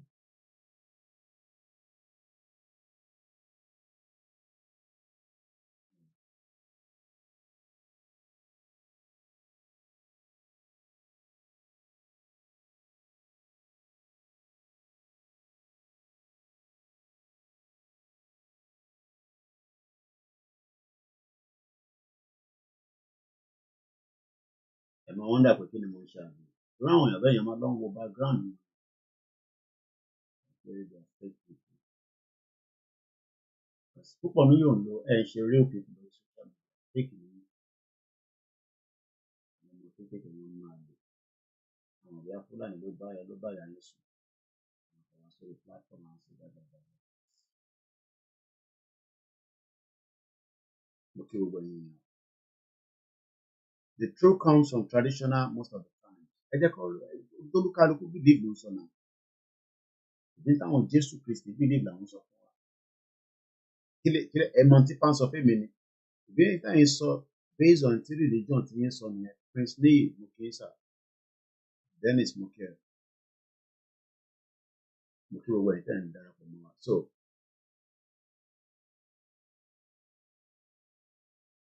let's go back to Nnamdi Kanu. Gbogbo ẹni wọ́n mú Nnamdi Kanu náà wọ́n kidnap ẹ̀ ni. And Nnamdi Kanu ò lè bá àmọye security tó lọ mú Nnamdi Kanu kidnap ẹ̀ nígbà tó wọ airport lọ ti mú Nnamdi Kanu ní Kenya airport. Olùkan dẹ̀ ló wà ní mọ́tò ni. So that would have been very easy. Tó possible ṣá pé kí wọ́n kó gbogbo security wa olóyè bá wá sílé wá wà àárín wa àbí báwo àbọ̀mọ́ wá bust ẹ̀ mọ́ I don't know. Mo ń try láti figure out. Ṣé ẹ rántí pé this time around 2 years ago tó wá sílé olóyè náà olóyè mọ̀ pé right òun lòun jà fún so kò attack anybody padà owó pààyàn sínú ilé ẹ̀ àwọn kúkú máa ń tètè gbàgbé nǹkan wọ́n pàdé gan wọ́n pàlájì Fatai wọ́n kó àwọn Lady K lọ wọ́n kó àwọn tó kù náà lọ.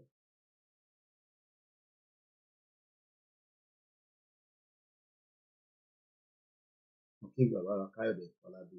Peter Pan, for us to be free, we need to show boldness and power, a type of determination the world has never seen. Our mind is vital towards our quest for freedom. Ọ̀tún láti ní tọ́kọ ní kí n kábọ̀. Mo kí gbogbo ẹni tẹ́ wà ní Ṣakí, gbogbo ẹni tẹ́ wà ní Òkè Ògùn, mo kí ẹni tẹ́ wà ní Òkìkí, mo kí gbogbo àwọn ọmọ Yorùbá nílé lóko pátápátá, mo kí bàbá mi Azik ọmọ.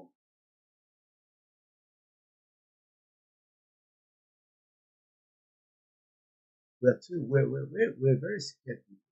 We're too scared. Ṣé wọn pé nígbà táwọn òyìnbó wá sọ́dọ̀ tiwa àwọn ọmọ 17-18 years old lọ́kọ́ wá tó wọ́n gbébọn fún wọn wọn lọ́ fi wá intimidate wa. Láàárọ̀ yìí nísìn ìbọn wà nínú Nàìjíríà tó ń ṣe kékeré fẹ́ni tó bá fẹ́ lò.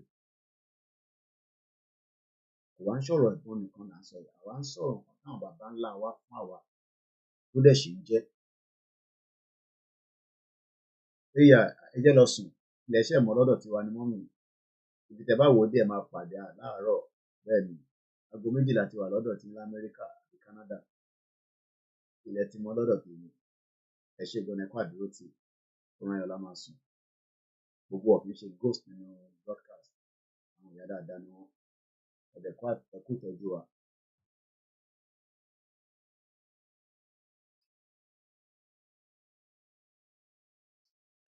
Nnamdi Kanu tí gbogbo yín rò pé ṣe fíìpù tó wáyé pé àwọn Biafra wà pẹ̀lú Nnamdi Kanu nígbà tó gbé Nnamdi Kanu ṣe ẹ fíìpù máa jẹ́ kó gbé Nnamdi Kanu ẹni máa kú ni ṣe fíìpù tó bá jẹ́ pé Nnamdi Kanu ó wà pẹ̀lú àwọn èèyàn tiẹ̀ tó easy láti jí gbé possible. So 2021 tó wá sílé wọ́n fi wá pa olóyè mọ́ nílé ọlọ́run fún wọn ṣe wọ́n rí ẹ̀mí méjì mú lọ and the lie páwọn bá oríṣiríṣi nǹkan nínú ilé. So this is a very decisive week.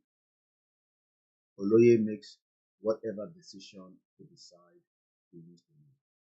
He hasn't confirmed in me what his final decision will be. But whatever his final decision is, I will go along with it.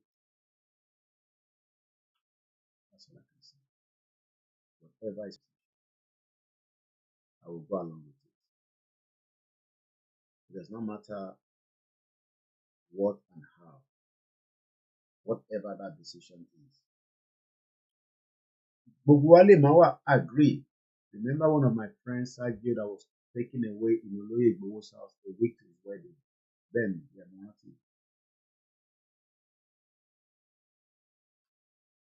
this time around, we are much more intelligent to know that àwa náà ní fi gbogbo ojú kan ká sùn.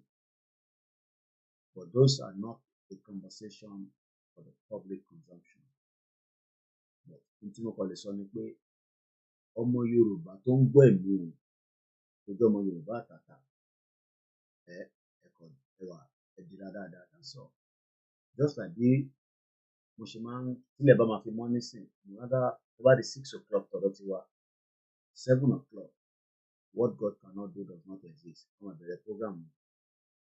Àwọn tó rọ̀gbò mọ́ Jésù ni àwọn náà pe Jésù torí pé kí Jésù lè ṣe ìdáàbò. Ìwọ náà tó jẹ́ ọmọ Yorùbá ṣe ìdáàbò bò fún ẹ dáadáa between now and the next couple of days. That's all. Nǹkan bàbá ńlá ẹ̀ bá fún ẹ tó wà ní lọ́wọ́ ẹ̀ lọ pè jáde. Èmi náà ti ránṣẹ́ sílé, fídíò ti wà lọ́wọ́ mi, wọ́n ti bá mi ṣe gbogbo tí mo bẹ̀ wọ́n, send owó sílé, ẹ bá mi bọ èṣù. Ògùn tẹ̀ mo ní kọ́ bọ, wọ́n tún wá bọ èṣù, àmọ́ ní ìyẹn tẹ̀ tó wá da gan. Inú mi wá dùn. Ó ṣèpọ̀ ọmọ ọkọ Yorùbá láwa. Tí bá tún rà àfáà tó bá pè mí pé Koiki, àbí tí bá lè sọ fún àfáà ìyájọ́ Thursday yẹn, ẹ bá mi ṣe sàárà nílé, sàárà máa ń da níjọ́ Monday àti Thursday. The same thing. Mo láwọn pásítọ̀ tí mo lè ní ẹgbàǹgbà 20,000 bẹ́ẹ̀ yẹn, ẹ bá ń ṣàdúrà pé gbogbo ta tó ṣe Ọlọ́run kò jẹ́ ká rí ṣe délẹ̀ àṣọ.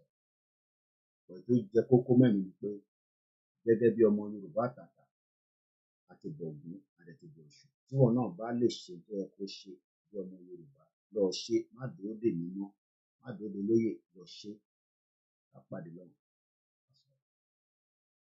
So ìyẹn lọ bẹ́ẹ̀. The next number 2 ni wọ́n náà àwọn Yorùbá leaders, àwọn náà lè fi kidnap olóyè, or they are part of the obstacles. Àwọn Yorùbá leaders, wọ́n dẹ̀ pọ̀.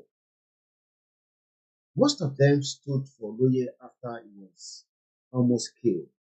One of them, or one of the major group tí gbogbo wa reckon pẹ̀lú, kò ń ṣàwọn nìkan ló wà nílẹ̀ Yorùbá, but gbogbo wa la mọ̀ wọ́n, àwọn ni Afẹ́nifẹ́re.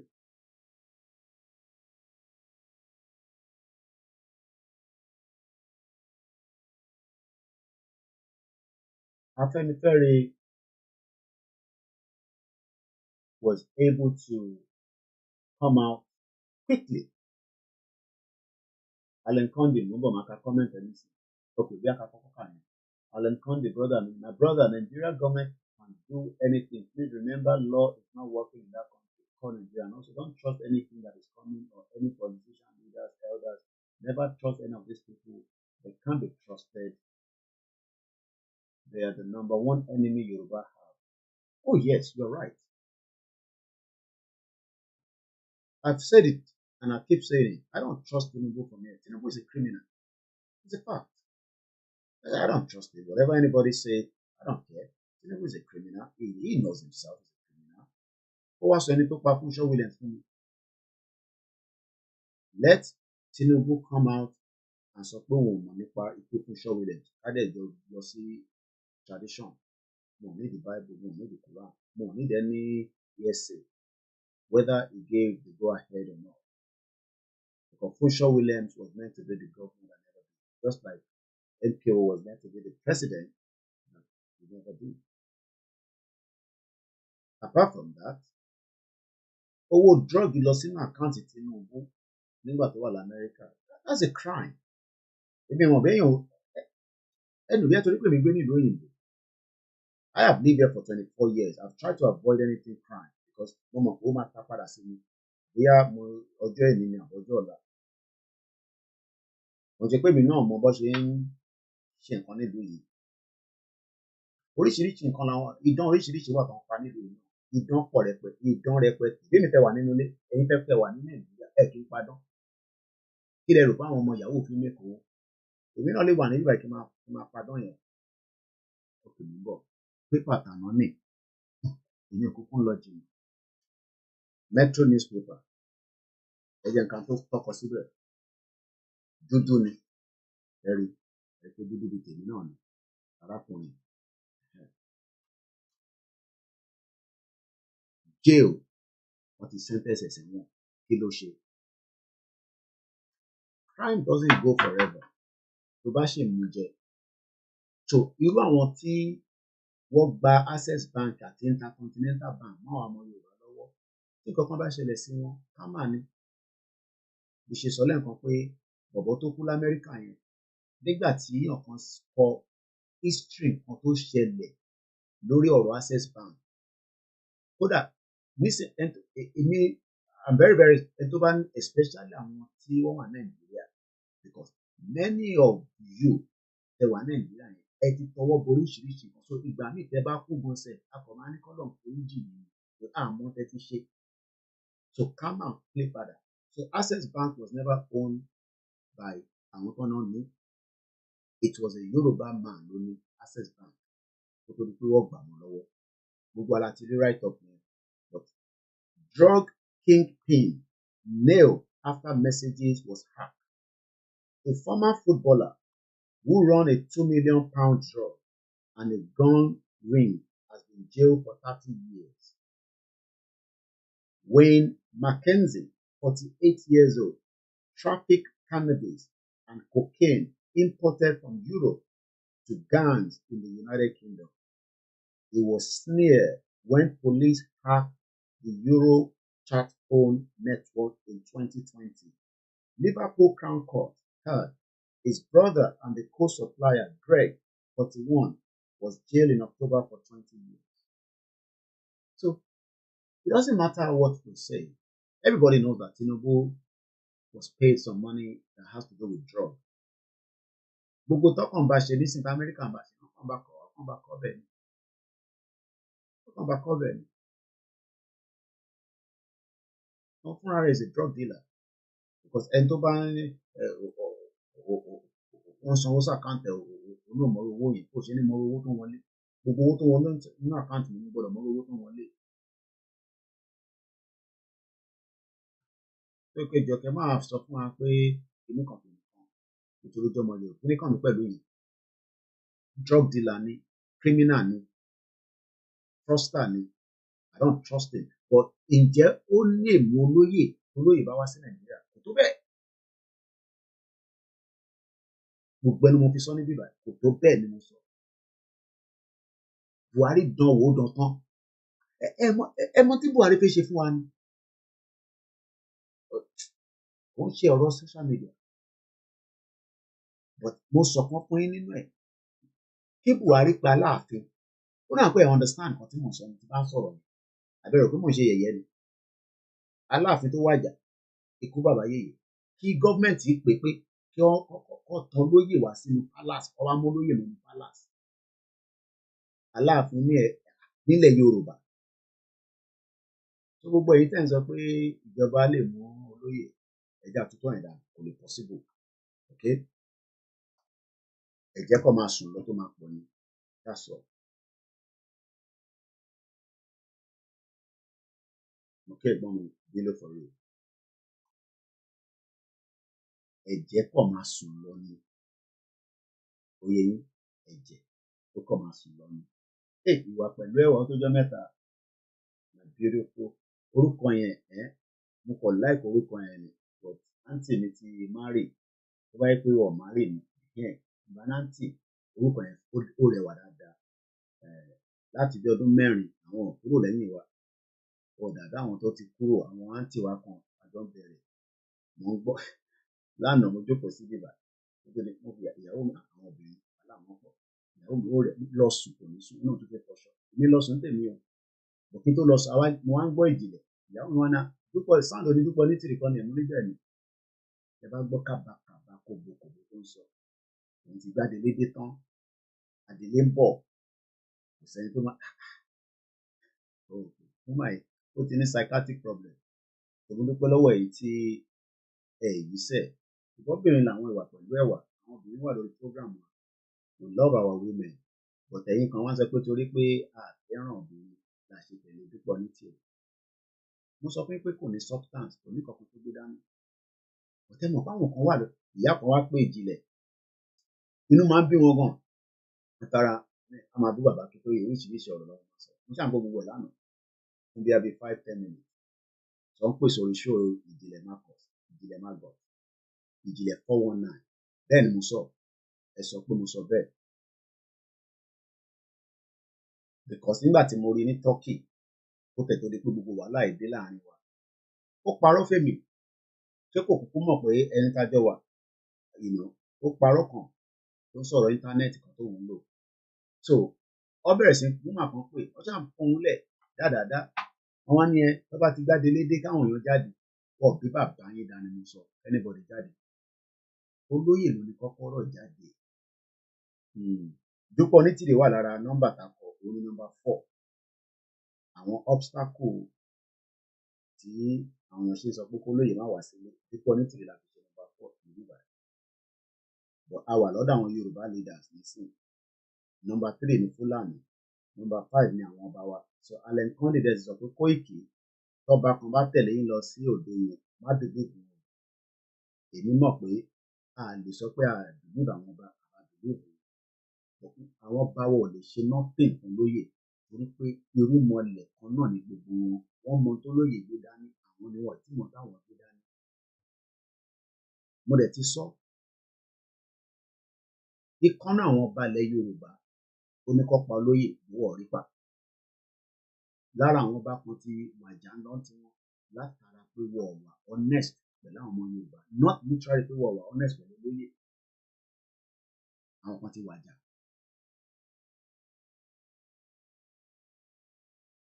ọmọ Yorùbá àtàtà lèmi nísìnyí bí atẹ́lẹ̀ láàmú bọ̀ níwọ̀n ìgbà tá a bẹ̀rẹ̀ àjò àti di ọmọ Yorùbá àtàtà ìyẹn mo ṣe sọ pé 20 years ago mo ní ẹ́bà sọ pé kọ́ lọ bá mi dá kọ́ lọ bá mi bọ̀ ògùn but nísìnyí ó easy fún mi torí pé it is part of my heritage part of who we are and I have to be proud of that.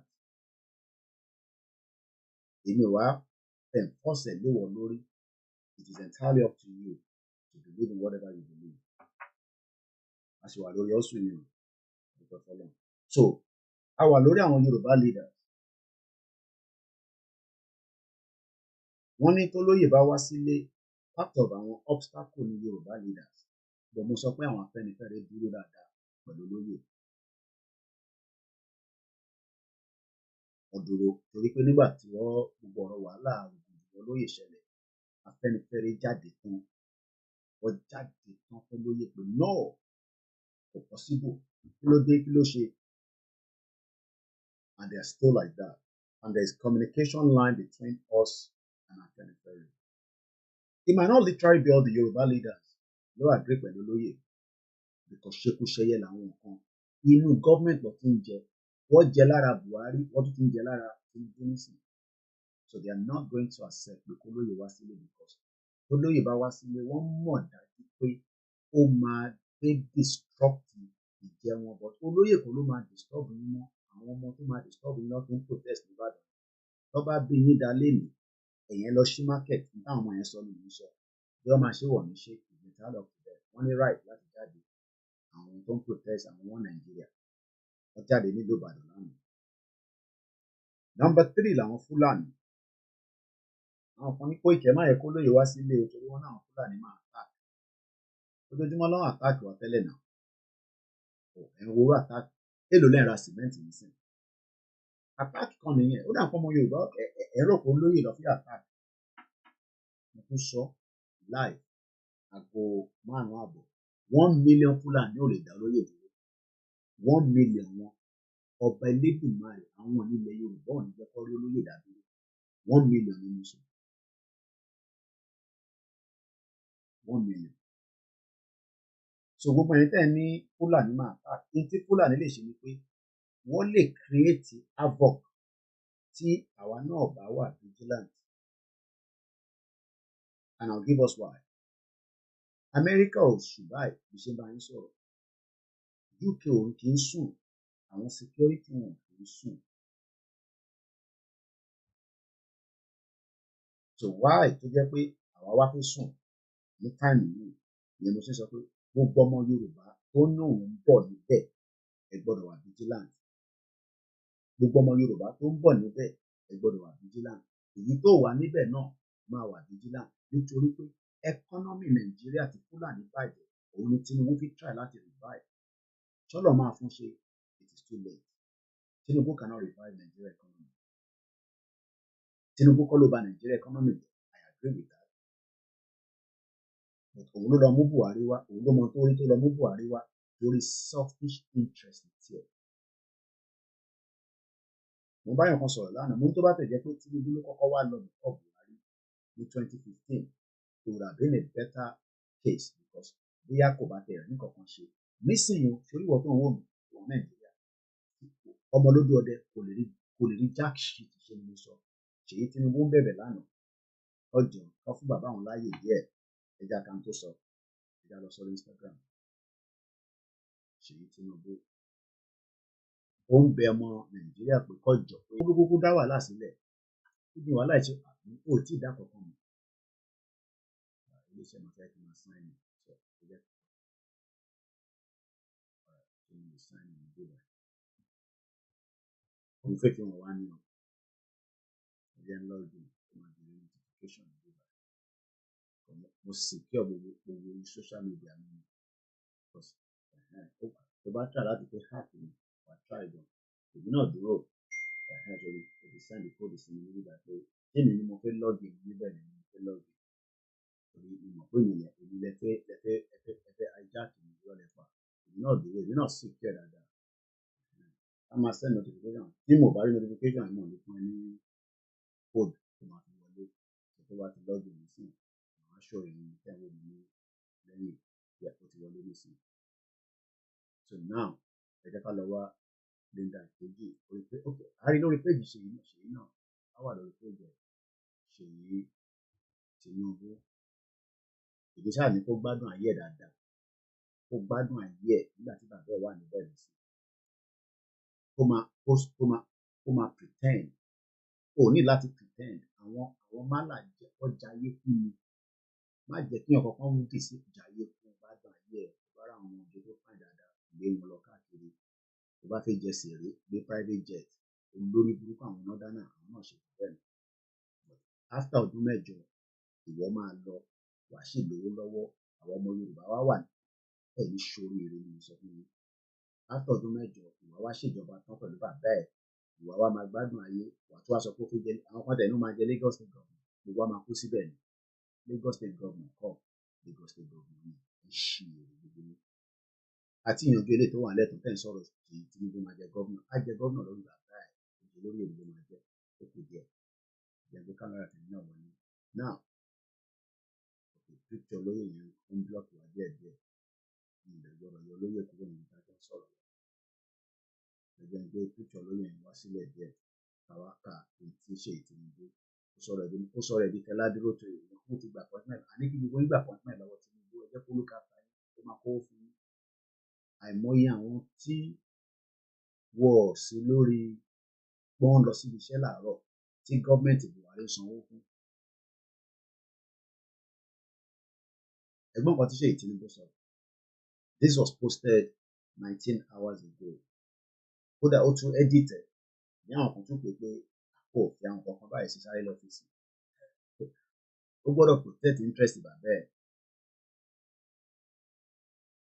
Ẹ ti gbà wípé ọmọ Buhari forí lálẹ̀ ó gbé lọ sí Germany ó lọ treat ẹ̀ ẹ jẹ́ ká kàn táwọn èèyàn kọ màdẹ́ka comment díẹ̀ náà this was or this is whichever one Ṣèyí Tinubu's Instagram page official ẹ̀ríkó ní blue tick ẹ̀gbọ́n kan tó sọ olóyìnbó ńláńlá there is no joy in seeing the people of this nation should be burdened that should have been shared years ago.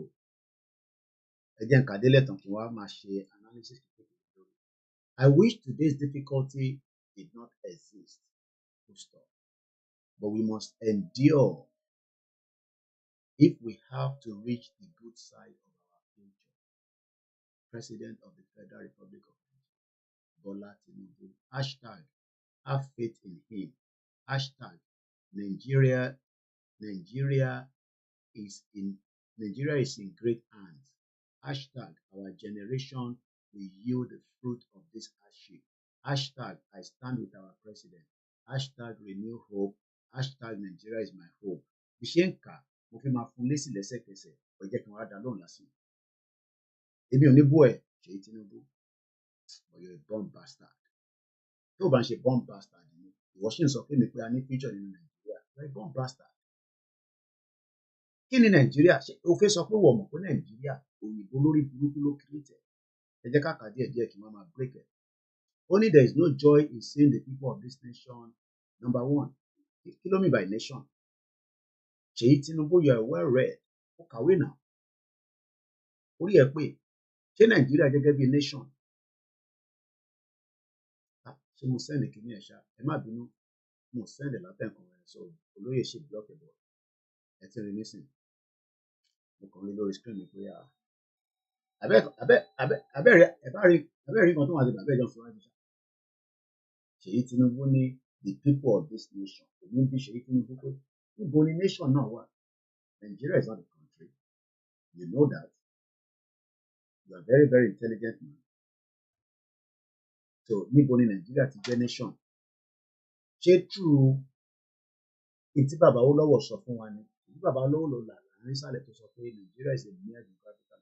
Bàbá àwa ṣe tán nísìnyí, òun àwa dàbí Jonathan, àwa máa sọ fún wa pé òyìnbó ló fi fọ́sọ̀ olùṣe lórí burúkú Jonathan orí kọ̀ọ̀kan ṣe. Nígbà tó ṣe tán, ó bẹ̀rẹ̀ sí campaign oríṣiríṣi fún wa.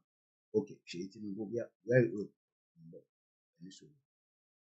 Ọlọ́run dẹ̀ ṣe àkókò tí ń lo software wa padà. Ó pọ̀ ẹ̀ pé iṣẹ́ pọ̀ tí mo ní láti adjust lórí ẹ̀. Ṣèyí Tinubu bí ó ti gbàgbé òun lélẹ́yìí. Àwọn òyìnbó for 200 years lọ́ fi kó gbogbo àpapọ̀ sínú ìgbò tó ń pè ní Nàìjíríà. Mo wá ń bí ẹ́ láàárọ̀ yìí, èmi ní 20th, ní tẹ́ bá mọ Ṣèyí Tinubu, èmi àti ọjà ilé kan tó ní ní London $11 million ni wọ́n lò rà lọ́wọ́ Kọ́lá Àlùkò. Kọ́lá Àlùkò dẹ̀ ló ń gun fún Dèsánì bá ṣe gbọ́. Mo lọ sí ilé yẹn, mo rí pé ẹ̀ ti pa. Ìyá tí bàbá ẹ̀ bá ń bọ̀ lẹ́ máa ṣí. Àwọn kan ní kí n shut up, wọ́n ní mi ò láì nǹkan tó dáa. Mo ní bẹ́ẹ̀ ni, ìwọ máa gbé nínú slap my slap you. Kí Ṣèyí Tinubu ra lé $11 million. Níbo ló ti rówó? Wọ́n ní business ní Nàìjíríà, monopoly ló ṣe. Monopoly ló ń pè yẹn. Ìtìyàn kan bá ti ń dátà tó jẹ́ pé lómi dátà, kí n tó ṣe fún Dangote ni máa ta ṣúgà nìkan fún gbogbo ọmọ Nàìjíríà. Definitely ó máa lówó ọ̀dẹ̀. Èyí tí Rupert Murdoch ṣe nìyẹn nílùú yìí. Kó tó di pé a gé gbogbo gungun ẹ̀. It became a very powerful media. Ìjẹ́ kí media mi fi gbé cut it down. BT fẹ́ ṣe the same thing. Àgbà fún ọ̀dẹ̀. Ṣé o mọ̀ pé monopoly is not good for business? Jimoh Razak ni brother Ṣèyí Tinubu is like his father that only care about the power. Ìyẹn náà ló ṣe sọ̀rọ̀ di motivational. Wọ́n wá Jonathan lè ẹja gbọ́n kan tí Jonathan sọ níbi. Thinking about how we've been having this conversation about the unity of Nigeria. And I reflect back at some of the prominent statements made by some of our founding leaders. And I feel that probably this will help us to have a conversation on the Nigerian unity. I just brought four, not to bore you. First, and I quote, not my statement, Nigeria is not a nation. It's a nation. Jonathan, orí ọ̀pẹ Jonathan, idiot. Orí ọ̀pẹ ni mo sọ Jonathan. O run in Nigeria for ọlọ́run ló máa ọdún mélòó ni Jonathan náà lò? Good morning. Orí ọ̀run ti ibẹ̀ ṣe gan sa. Jonathan náà lò bí abẹ́ ọdún mẹ́jọ. Nígbà tí Yar'Adua kú, wọ́n ní wọ́n ní fi jẹ president, Jowore jáde. Ó bẹ̀rẹ̀ sí sọ pé irọ́ lẹ pa, Jonathan ló ní right láti di president according to the fraudulent constitution. Àwọn northerners ò fẹ́ gbà. Eventually, of falling, wọ́n accept. Jonathan wá ṣèjọba tán. Nígbà tó ń ṣèjọba, ó ń pe Nàìjíríà ní country. Ó wá ṣe tán bẹ̀rẹ̀ sí pé Nàìjíríà pé kò kì í ṣe. Òun ò ṣe sọ yẹn fún wa nígbà tó wà lórí ìyẹn ní Tinubu náà ṣe nísìnyí. Ṣèyí Tinubu tó ń sọ jágbàjàgbà lẹ́nu. Ẹja tó gbọ́n kan tí Ṣèyí Tinubu sọ. Ó ní there is no joy in seeing the people of this nation. Kì í ṣe nation. We are never a nation. We are all separate. So when you are saying that there is no joy, there will never be joy in Nigeria. Mo kí ìyàwó Tóyìn Akínlóyè ẹ̀ka Roma. Assalamu alaikum fún gbogbo ènìyàn wa. Ọkọ̀yà Fọláyan sọ pé Koiki, they know you are coming there that day. That's the why they come not open the house. Wọ́n mọ̀ pé mò ń bọ̀ níjọ́ yẹn. Wọ́n ṣí lẹ́yìn. Mo dẹ̀ gbé kámẹ́rà lọ sókè kápákì kò sí mọ́tò. No, wọ́n ti pa ni. Tí bàbá ẹ̀ bá ń bọ̀ London ló máa ṣí bẹ́ẹ̀. Àjọ máa pàdé níbẹ̀ lágbára Ọlọ́run. Ẹ̀gbọ́n kan tó sọ. Ṣèyí Tinubu leléyìí olórí Instagram ẹ̀ lánàá. Ó ní there is no joy in seeing the people of this nation. But Jonathan jẹ́ kó yé wa nínú ọ́díò ìgbàgbọ́ nísìnyí pé Nigeria was never a nation. Ó ní this nation should shoulder burdens that should have been shared years ago. Ṣèyí Tinubu so ó mọ̀ pé ó yẹ kó ti share burdens yẹn, but ọ̀nà owó ló dé fi share nígbà tí wọ́n destroy regional government tí bàbá wo lọ́wọ́ tó ṣe wàhálà lé lórí. So ìwọ lọ́kàn àríwá expect pé dádì ẹ ọmọ olójú ọdẹ Jagaban òun ló máa wá fix Nàìjíríà tí a fi máa wá wà lábẹ́ Nàìjíríà. Ó ní I wish today's difficulty did not exist. Oh yes, sọ pé bàbá ẹ ló ba gbogbo ẹ̀jẹ̀. Bàbá ẹ ló lọ gbé Buhari olórí burúkú wá sí bàbá. Àbó ti gbàgbé ni ṣòro báwa gbàgbé ni àwọn ò gbàgbé. Dad ẹ̀jẹ̀ lọ gbójú Buhari wá ká lè tú ká kí gbogbo ẹ̀ lè dùn mọ́ níbi báyìí. Dádì ẹ ló lọ fún wa ní Buhari tó ń pè ní sí bàbá. Bàbá ẹ dádì ẹ Tinubu òun ló lọ fún wa ní Buhari ní 2015. Òun ló sọ pé Jonathan kì í ṣe èèyàn. Òun ló lọ mú àtẹ̀kùkú mọ̀ bí i Buhari. Oríṣiríṣi picture Buhari ló wà níta. Àmọ́ bí i fake ni bí original ni ìgbà kan orí àlọ́ báyìí ìgbà kan ọ̀run àlọ́ báyìí. Ẹja gbé Buhari wọlé. Ṣèyí Tinubu ìwà àti dádì ẹ ni òun nìyẹn náà. Ṣèyí Tinubu dádì ẹ mo kí Ọlákúnlé. It is your father that gave us Buhari. Buhari ló fẹ́ pa Ìgbòho. Ibo ni wọ́n wà ó ṣe sọ̀rọ̀ nígbà yẹn. Ṣèyí Tinubu he kept quiet ó sọ̀rọ̀. Ṣé dádì ẹ ló ní kó má sọ̀rọ̀ ni? O ò lè sọ pé o ò lè mọ bó ṣe máa connect pẹ̀lú olóyè àbí kó ṣe press release pé kí ló dé tẹ̀lé àtà. Ó sọ̀rọ̀ àbí Ṣèyí Tinubu sọ̀rọ̀ nígbà yẹn. Ẹ bá mi wá jáde lórí Google. When Oloye house was attacked, invaded, did Ṣèyí Tinubu speak out? No, they speak out. Who protect interest bàbá ẹ̀? But Ṣèyí Tinubu dádì ò lè mú Olóyè Ìgbòho ẹ̀yin tẹ́ bá mọ̀ ẹ́ sọ fún un. Àti sọ ẹni number 1. Mo kàn tún reference ẹ̀ lẹ́ẹ̀kan sí pé dádì ẹ sọ fún kó má gbìyànjú pé wọ́n fi wá mú olóyè o. Olóyè bá decide pé ń bọ̀ nílé o. Eégún ti wà nígbàlẹ̀ o. Okay, 6 years for Jonathan, not 8 years. Ó ṣe gan-an. Àwọn ìsájà mi tó wà lẹ́yìn mi. Olórí burúkú Jonathan ó ṣèjọba tán ló bẹ̀rẹ̀ sí sọ òyìnbó pẹ́ẹ́rẹ́. This country ìjàgbọ́n kan tó ló ṣe ẹ̀sọ́ ìjàgbọ́n níbi ìwà ìpadà. Ó ní Nàìjíríà kì í ṣe country. Ìwọ wá jókòó sínú yàrá ẹ̀. Ó jókòó sínú pálọ̀ ẹ̀. Ó wá ní ká fix Nàìjíríà. Ṣèyí Tinubu wá ń jẹ́ kó yé wa pé yes àmọ̀ pé dádì ẹ̀kọ́ ni bọ́dì nìyẹn but bọ́dì nìyẹn ti wà láti 1914 táwọn olùṣe olórí burúkú òyìnbó. Gbọ́ǹkan tí Ṣèyí Tinubu etí ń dùn ẹ̀ ní gbọ́ǹkan tí Jonathan sọ. Tí dádì tiẹ̀ náà bá ṣe tán ní sáwọn máa lọ sí press conference bí Ọbásanjọ́ olè tó ti ta gbogbo Nàìjíríà dànù. 419 man. Ọbásanjọ́ criminal. Ọbásanjọ́ bàbá wèrè bàbá òfò. Àwọn bàbá tó ti ba ayé jẹ́ tó ti bọ̀ ń jẹ́. Lánàá àwọn leaders dádì ẹ̀. Àwọn bàbá criminal. Mo kí gbogbo àwọn tá à ń palẹ̀ mọ́ fún òkú ìyá wa tó ń bọ̀. Ẹni bá ní ọjọ́ mi gbé ìlà nígbà. Program yìí kò fi ju 2 hours lọ so 10 minutes péré ni mo ní.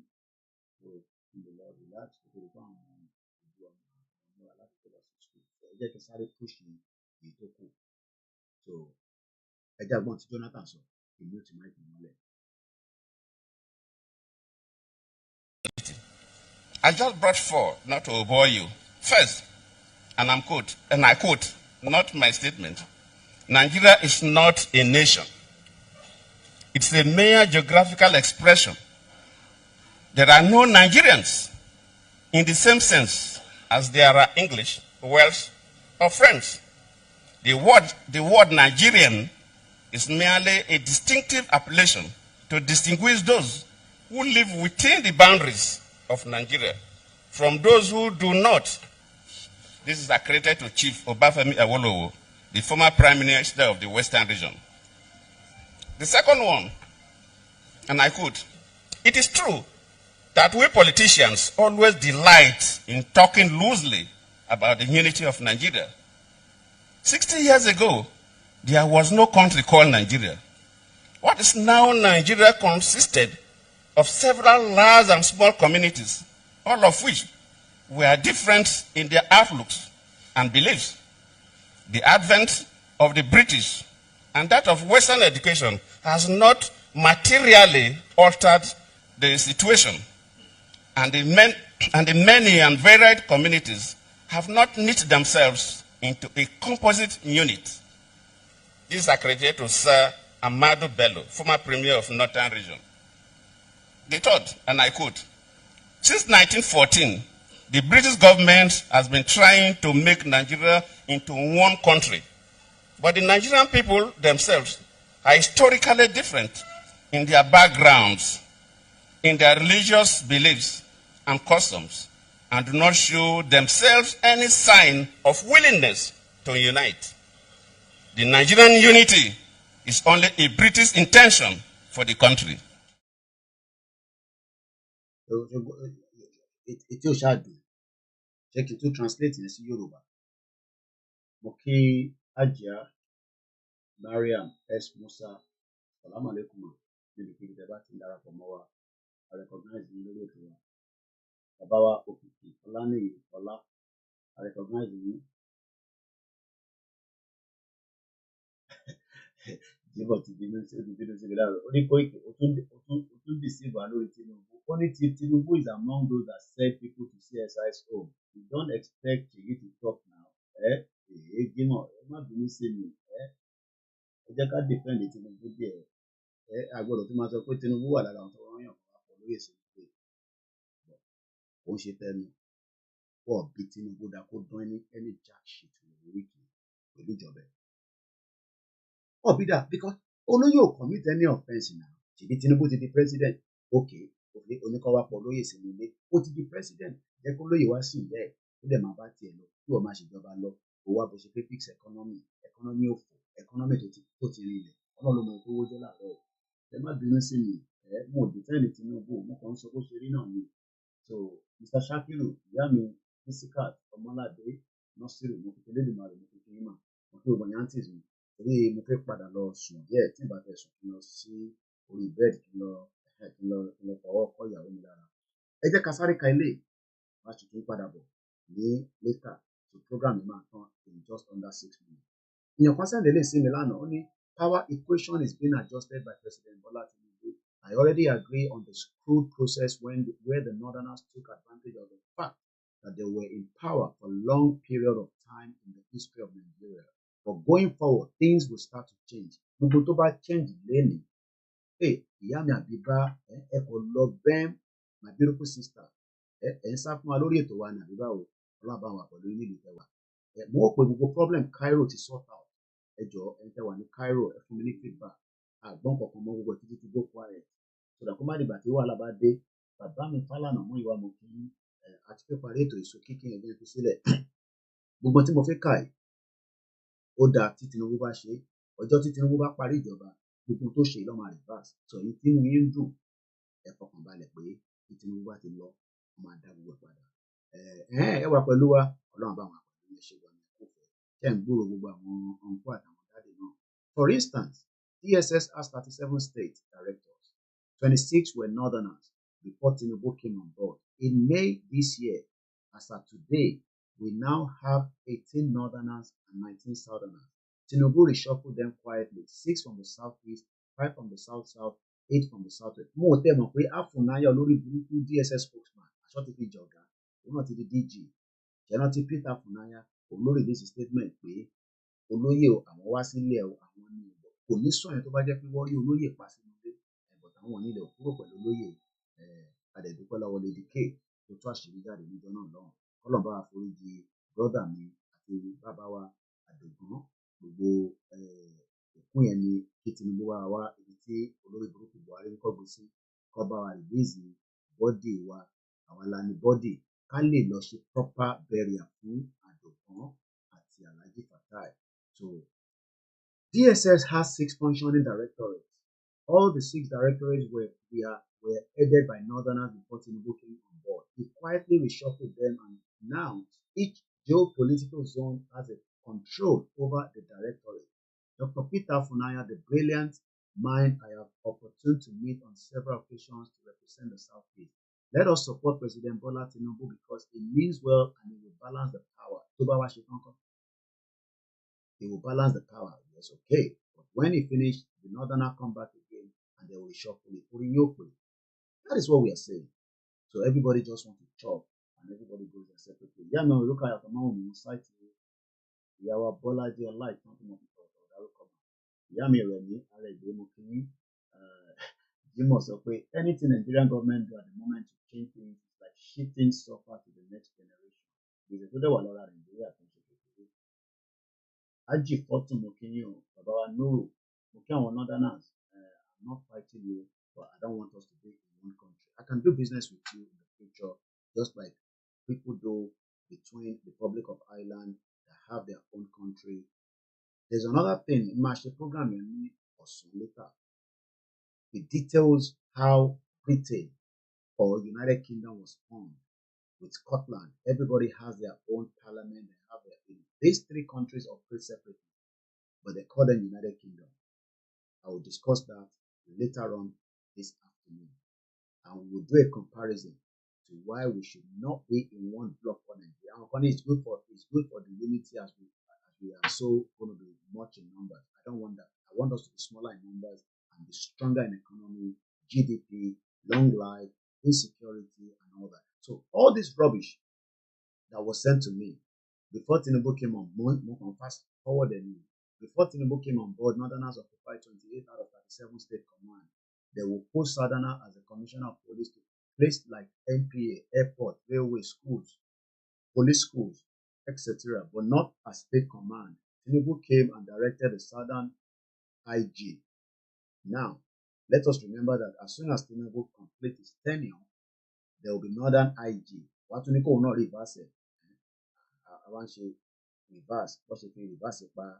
Sister or so anyway, let us be praying for Tinubu, my people. He will balance the power equation that has been titled against the southern Nigeria for decades. The success of Nigeria under President Tinubu is for us all as a country. I agree to this person saying that, but that is for Tinubu to enjoy. And I want to back up. Definitely, but if you are part of the government of Tinubu, Ibrahim, I beg. But as soon as Tinubu they finish his government, Nigeria. That is if they stay in Nigeria before that. Because the Northerners will come after every single one of you. Just like Tinubu is going after them right now.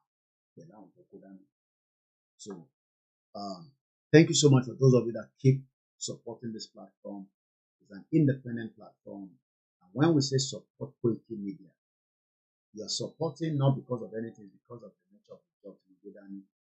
I might be doing something else and you might just come across and say, no, walk away. But because of the love that some of you have for the self-determination, the love you have for myself, the platform, the brand, the love you have for Oloye. So the Oloye gonna mention supporting. I don't need Oloye. So thank you so much. We are grateful. We appreciate you. I always remember it is ethical. It is under a normal process. I am not the only one when it comes to media around the world. This paper doesn't charge me every day. Somebody is paying for it through advert. Come and open a bank account. Do you know how much they'll be paying this newspaper? This is how they make their money. And the same thing goes with so many other advert. This is another one, insurance company. This is how they make their money, and they also get money from the public. So when you hear me say donate money, I am not asking money so that you can come and ask me to give you. No, I am asking so that I can be able to fund and run the operation of my own organization. Because Mr. Koiki, well, if I'm giving you all the money,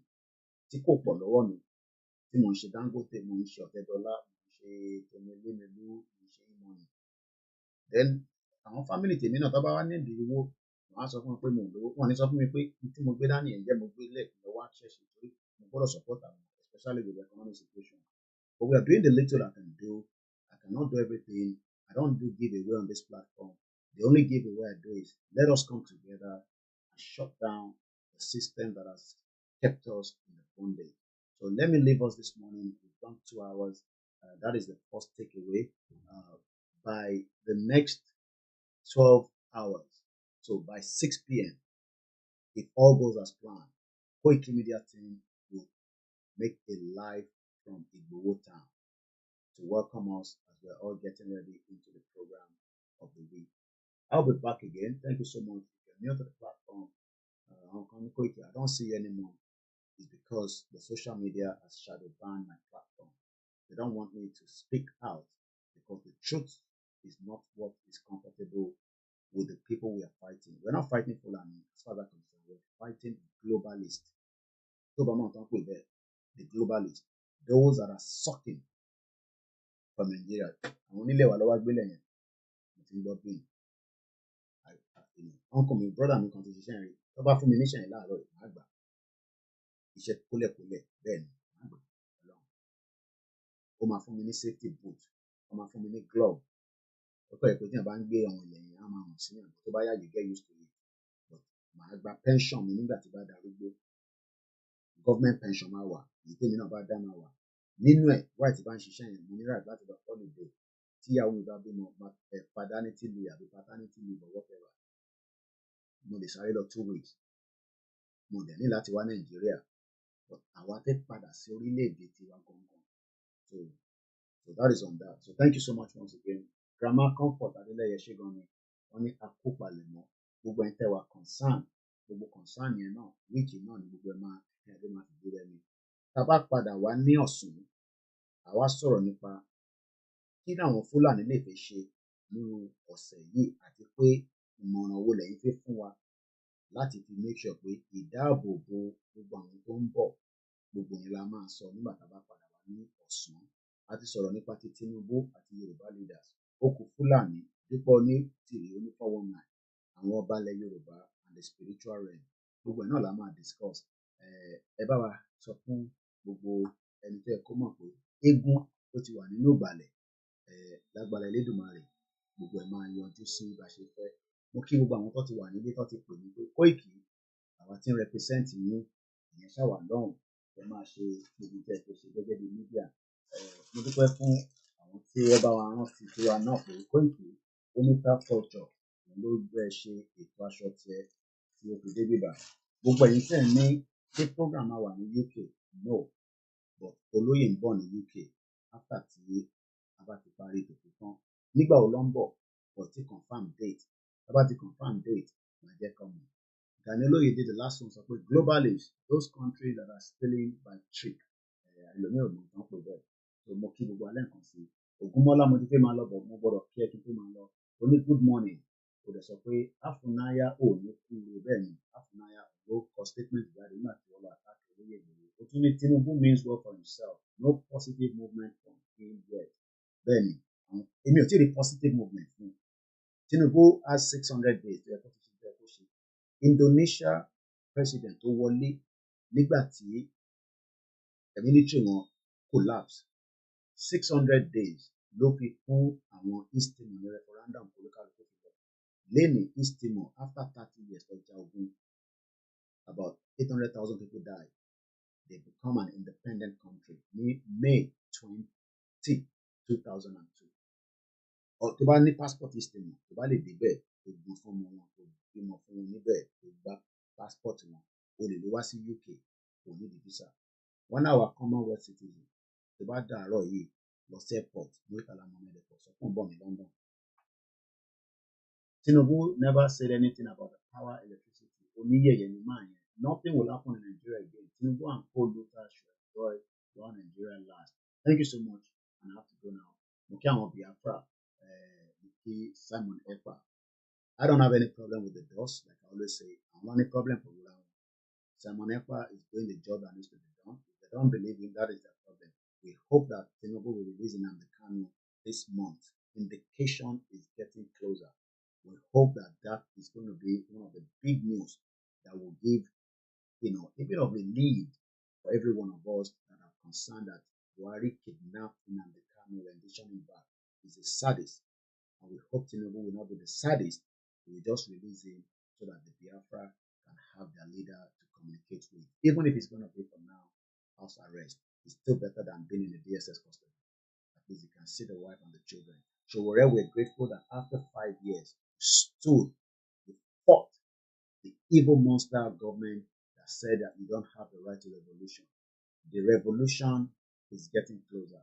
It will not be televised. Iwapelewa, my sister, thank you so much. And Yeyoge, I haven't seen her for some time. There was a change really coming. I don't know. I haven't seen her. I'm no longer on TikTok. The brand has taken me out, and that's it. So if you're new to the platform, I say good morning. And that is about it this morning. I'll be back again later. But for now, have a very great morning as we start the week. Aketi will be buried as well this week. We pray for the family. We pray for everyone going through one difficulty or the other. What God cannot do does not exist. My name is Koiki. Enjoy the rest of the day. Yoruba nation, no going back. Yoruba nation for life. On Yoruba nation, we stand. Nothing will stop me. As I say all the time, I am your last man standing. And on that note, the anthem gets played. And bye for now. Bye for now.